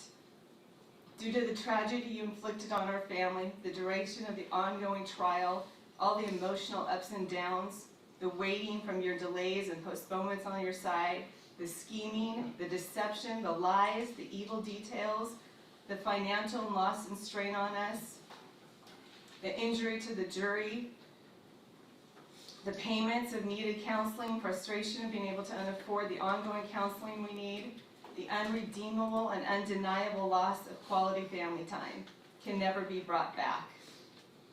Driving to San Bernardino, the juggling of us trying to satisfy and keep our customers running with our own businesses the entire time, you don't care about. I felt like I was drowning in the evil you exposed our lives to. Your lack of character, everything we sat through exposed us. Because of your action to murder my husband's family, the sadness, the pain, the emptiness, the anger, and all the what could have beens have impacted us forever. I was robbed of what was supposed to be our joyful newlywed honeymoon stage the last couple of years. We never got a honeymoon due to the trial's delays and postponements and so forth. Instead, we found ourselves fighting over our inherited God-given joy, in honor of Joy and Summer and the boys, to be here at court.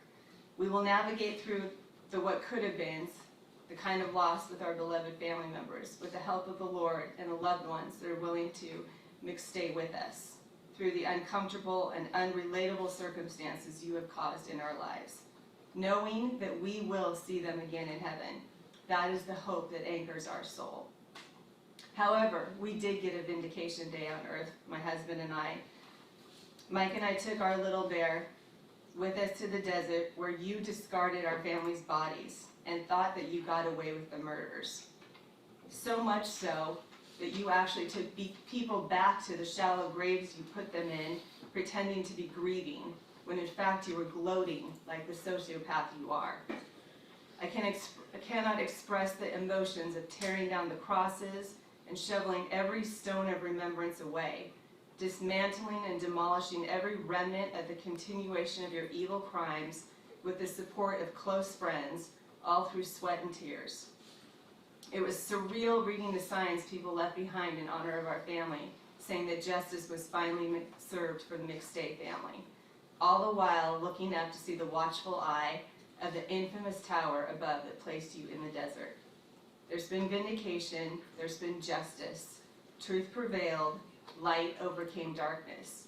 Their voices were heard, they were not silenced. Mike and I released 4 doves at the site, representing the Holy Spirit in the lives of Joey and Summer, the innocence of Gianni and Chubba, and the freedom for all 4 of them, since they are in the presence of God. God help you. Thank you, ma'am. I appreciate your comments. Your Honor, there's one remaining, Jonah McStay. I'd like to address the court.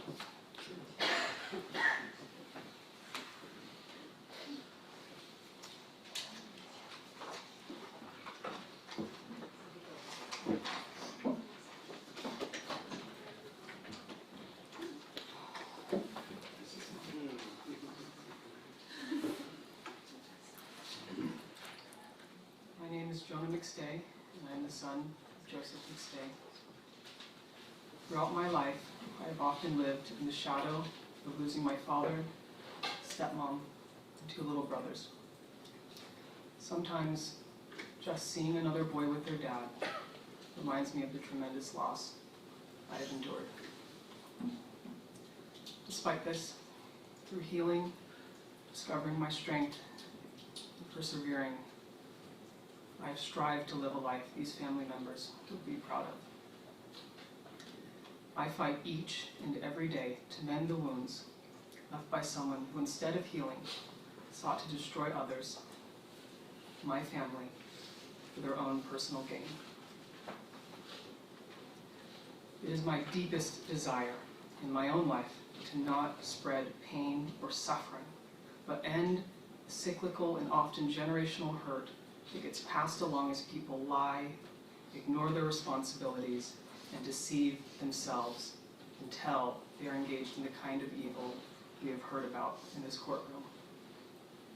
It has been so powerful to see my family come together and rally behind one another. And I hope people know that with help, therapy, the God of their understanding and support, even if it's just by one person, they too can heal from horrible situations. Ultimately, I hope to be a father one day. And when I am, I will hold my children close, closer still because I know what it's like to lose people I love. But I will also hold them close because I now know what it's like to love, cherish, and experience reconciliation in ways I never thought possible. My deepest gratitude to everyone who fought for justice for my family. Thank you. Thank you, sir. I appreciate your comments. We'll take a 10-minute recess before continuing with the sentencing matter.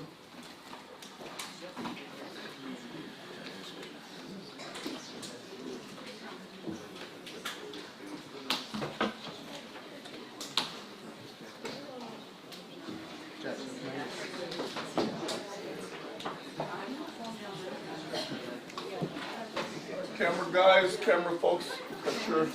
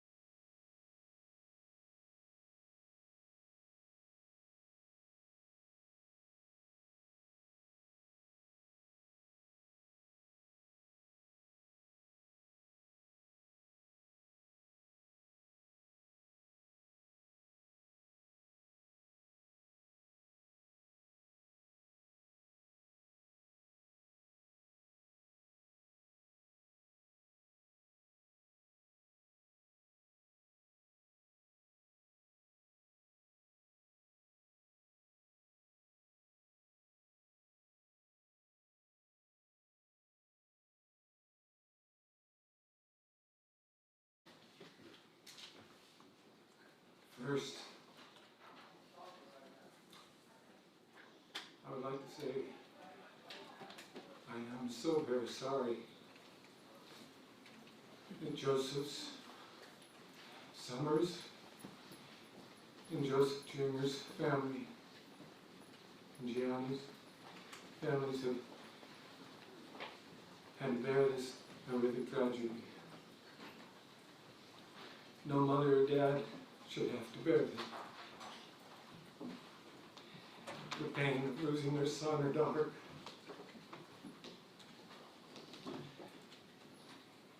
No brother or sister should be deprived of a lifelong relationship with their sibling. For a family to lose so much is unmanageable. In this setting,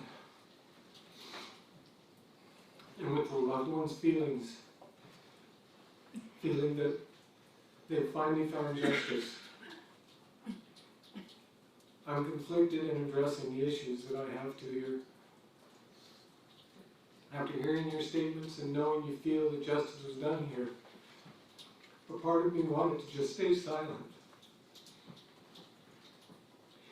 at least for a while. The thing that is bringing you this solace is ending my life.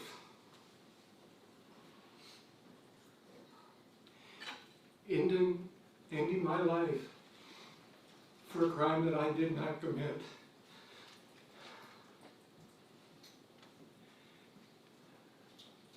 I love Joseph. He was a big part of my life and my family's life. I would never have hurt him in any way. I would never raise my hand to a woman or child. I did not do this thing. I know you do not believe this. And that kills me. But I believe that if you were to look deep into what has happened here in this courtroom, and over the last 5 years, you'd have to recognize that something's amiss. Something is wrong. This prosecution team, without any care whatsoever, has used you and others to accomplish their goal. They convinced you, I did this thing, I know that. And honestly, if I lost a son, brother or daughter, grandchildren, to such a cowardly act, and genuinely believed what the detectives and prosecutors were telling me, that we have the man that did it, I would likely do as you have. But Miss Blake, Michael, the things you told the jury that were untrue, they weren't unconsequential. They helped me get convicted. I hope someday you can ask yourself, someday, the question, why would the prosecutor just need these false statements from you if they indeed had the evidence proving my guilt? What you witnessed throughout this trial was fabricated. As I said, I can't feel angry for your participation in my conviction. If I were in your shoes, I might have done the same. I do now, however, have the utmost disdain for the people who put us all in this courtroom. This prosecution team, without concern of the consequences, systematically manipulated the evidence in this case to unrecognizable and malicious assault I never would have thought possible. And in doing so, knew the person or people responsible for this heinous act are still free, all to simply get a win. Their theories throughout trial have been a target that moves opportunistically when confronted by contrary evidence. Like when Mr. Imes stated, "I believe the family was not murdered in that house," you'd have to ignore the evidence. Or "I believe the family was murdered in the house." And to not believe that, you'd have to ignore the evidence. And the next day, the following day, Ms. Rodriguez states, "We never said they were killed in that house." These prosecutors resorted to inflammatory rhetoric, brought out inadmissible and prejudicial statements in the guise of questions, suborned perjury, misled witnesses, including you, Michael, and you, Susan. They did these things to keep persistently before the jury the assumption of damaging facts which they knew could not be proven, which they knew were false. Then, of course, there's the court, who let this misconduct permeate the trial. A judge who was so set on ending the trial abdicated his role by telling counsel on both sides he could not stop the trial and have hearings on misconduct because I'm going to let the next court deal with it. What is most troubling, however, is the fact that after my penalty phase verdict was read, the judge still had to decide my fate.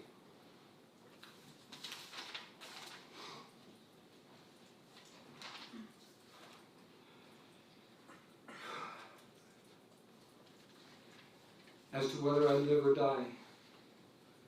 Entered the jury's chambers with Joseph's and Summers' family and had intimate contact with them. This prior to deciding my fate in the motion for a new trial as a 13th juror. Indeed, the jury room was full of high fives, hugs, and congratulatory remarks. When I was told of this behavior, which included the court as well as prosecutors, it reminded me of a story I once read of a photographer who photographed a couple of soldiers flashing thumbs up behind a pile of their victims. As he looked on, he said, it was so jarring that for a few seconds he took it for a montage. But yet, there was something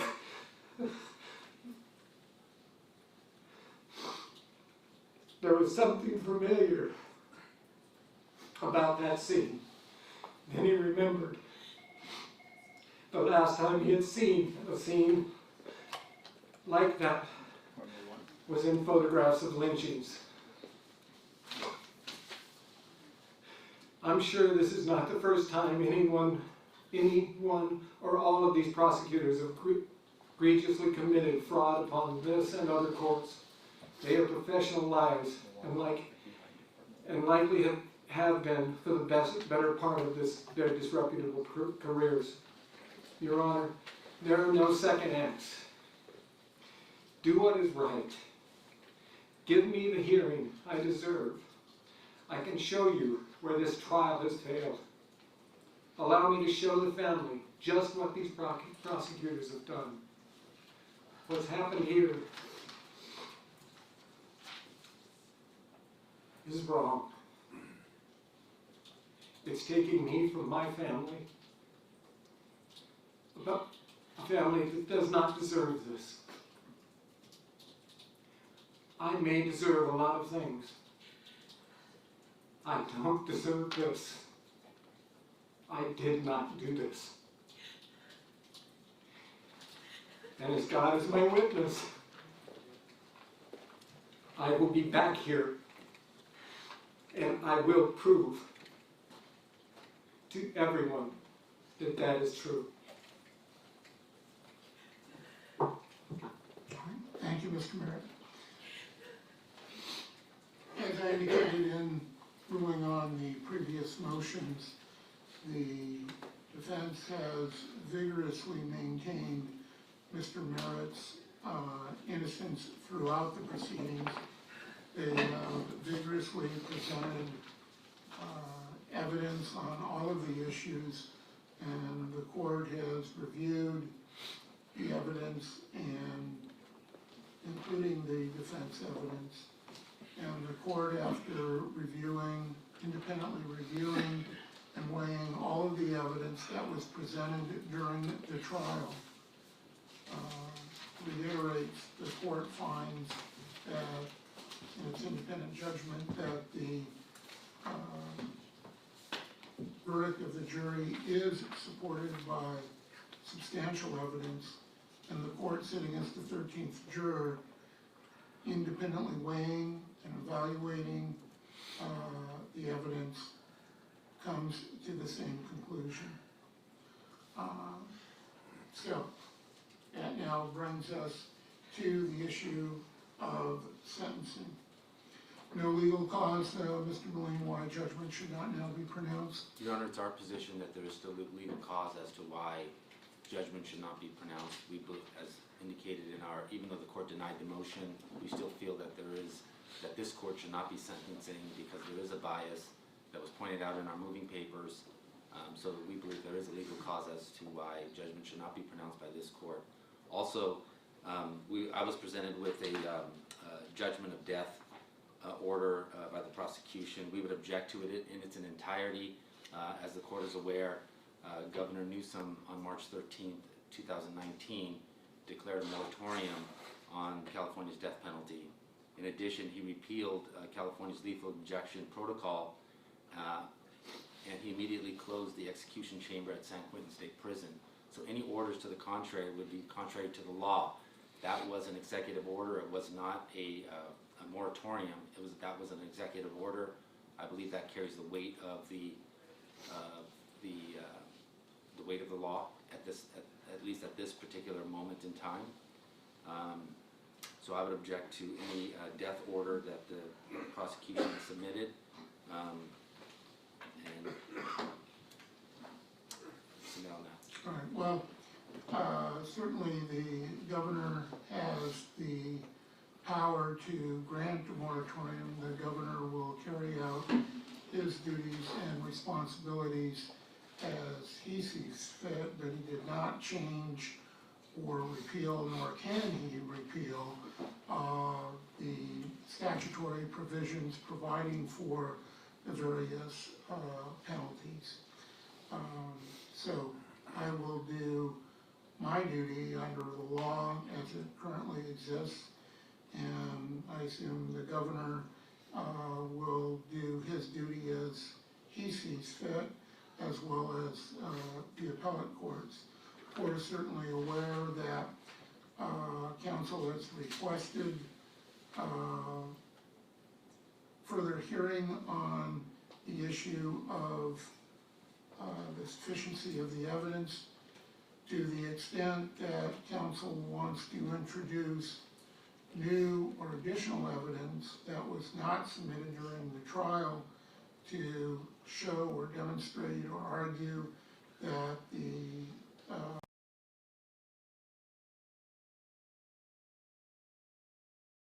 false, misleading, or out of context, that is not properly addressed in a motion for new trial. The motion for new trial is based upon review of the evidence in the record. Otherwise, a motion for new trial would, in essence, be a new trial.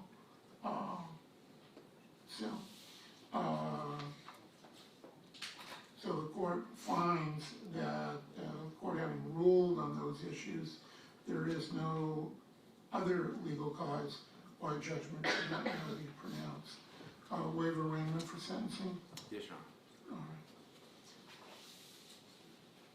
All right. For the offense of the first-degree murder of Joseph McStay, pursuant to the jury's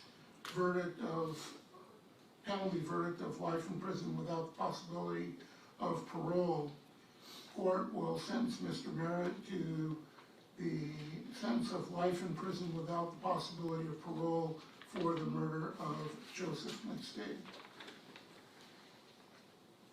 The jury having found Mr. Merritt guilty of the first-degree murder of Summer McStay and the first-degree murder of Gianni McStay and the first-degree murder of Joseph McStay Jr., and the jury having found the special circumstances of multiple murder to be true as to each of the first-degree murders as to Summer, Gianni, and Joseph Jr., and the jury determining the appropriate penalty verdict to be death for each of the murders of Summer, Gianni, and Joseph Jr.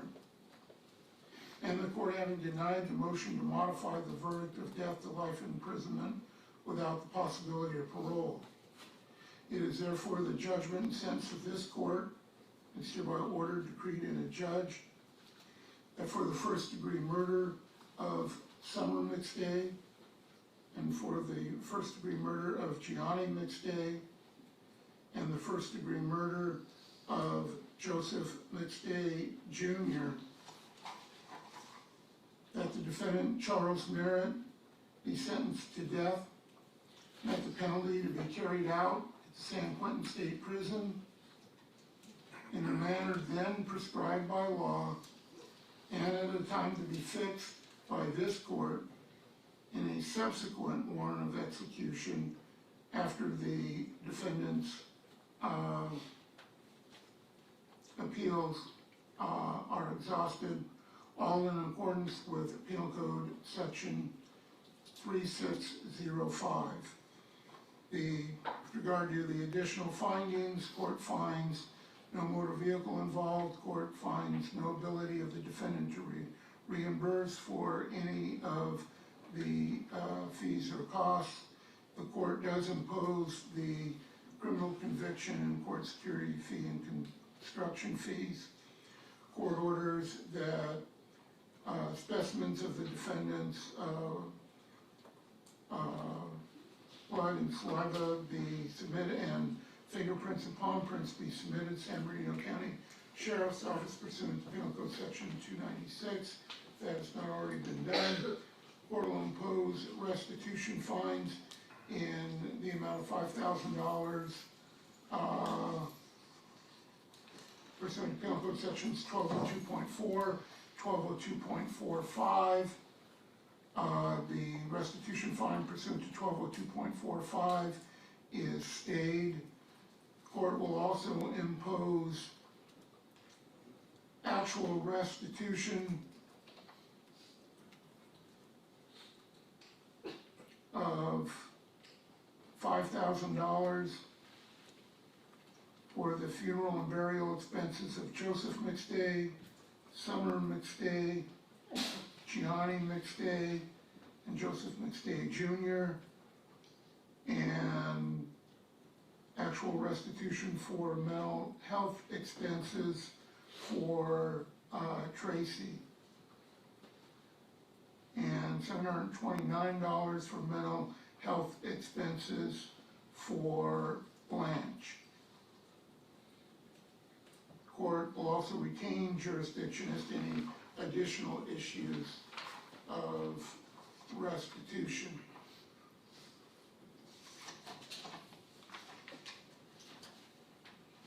The defendant is remanded into the custody of the sheriff this time, be transported to the prison at San Quentin, and the warden of San Quentin is directed to maintain the defendant at San Quentin until such time as the defendant's appeals are completed. Your Honor, is that $5,000 each? Yes. And people do have the warrant of execution. I provided it to the court. I can provide another copy if you need one. No, she hasn't. And the court at this time will sign in open court on the record the judgment of death based upon the jury's verdict and the court's pronouncement of sentence. Your Honor, if the court could just make the following corrections, since I've objected to the entire document, but there are inaccuracies, at least on my copy. It indicates that January 17th, after defense counsel stated that there was no legal cause, that's an incorrect statement. It's incorrect as to the date, and it's incorrect as to my Are statement. you referring to the probation report? No, I'm referring to the death warrant. Oh, It'd be on page 3, second paragraph. okay. I'll strike that, page 3. It's actually on page 2 and 3. It was prepared in anticipation of Friday. Okay, Last paragraph on page 2, second paragraph on page 3.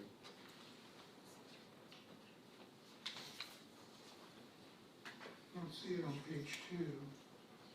It's at the bottom, Your Honor. Court, consider motion for new trial modification pending which were presented by the defense. Said motions were denied, that's correct. Well, it's page 3, Your Honor. Yeah, page 3 at line 7, I see, where defense counsel stated there was no legal cause why judgment should not now be pronounced. I'll strike that.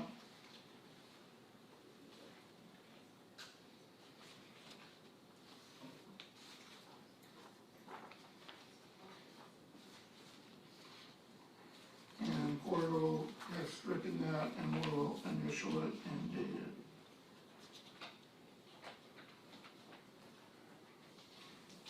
Okay.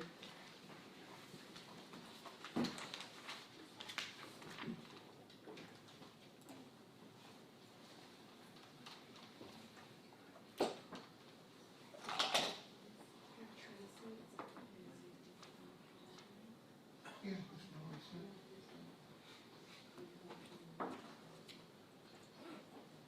Oh, I thought I said Tracy 32 for it.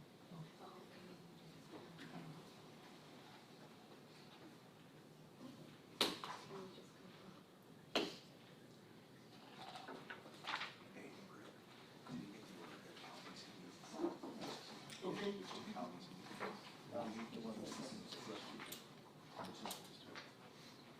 Mr. Merritt, normally at this time I would advise you of your appeal rights and your requirement to file a notice of appeal, but in light of the sentence of death, your appeal directly to the California Supreme Court is automatic. The judgment will be forwarded directly to the Supreme Court, which will start your appeal process. The Supreme Court will appoint counsel to represent you on appeal, and obviously they'll communicate with you with regard to your appeal. I believe at this time, Your Honor, the court is also obliged under the government code to inquire whether Mr. Merritt wishes to have habeas counsel appointed. I think that's correct. Although there's some issue now. There is the issue of availability of an actual attorney to be appointed, but at least the record to reflect the court is inquired, and Mr. Merritt has either accepted or declined the offer of appointment. So, Mr. Merritt, do you wish in the court to, at this time, appoint habeas counsel for the purposes of bringing any petition or writ of habeas corpus on your behalf? Yes, sir. All right. The court will again attempt to appoint the, I forget the title of the Habeas Corpus Resource Center. Resource Center, yes, to represent the defendant, Mr. Merritt, with regard to any habeas petitions. Okay, and I think that concludes. If there's a need to update his pre-sentence credits, the probation report was dated September 27th. I've updated those to 1904. 1904 actual as of today's date? As of today's date, no conduct credits pursuant to 2933.2. Record reflect that Mr. Merritt does have 1,904 pre-sentence custody credits as of today's date. That's it. Anything else? No, Your Honor. Okay, we'll be in recess then.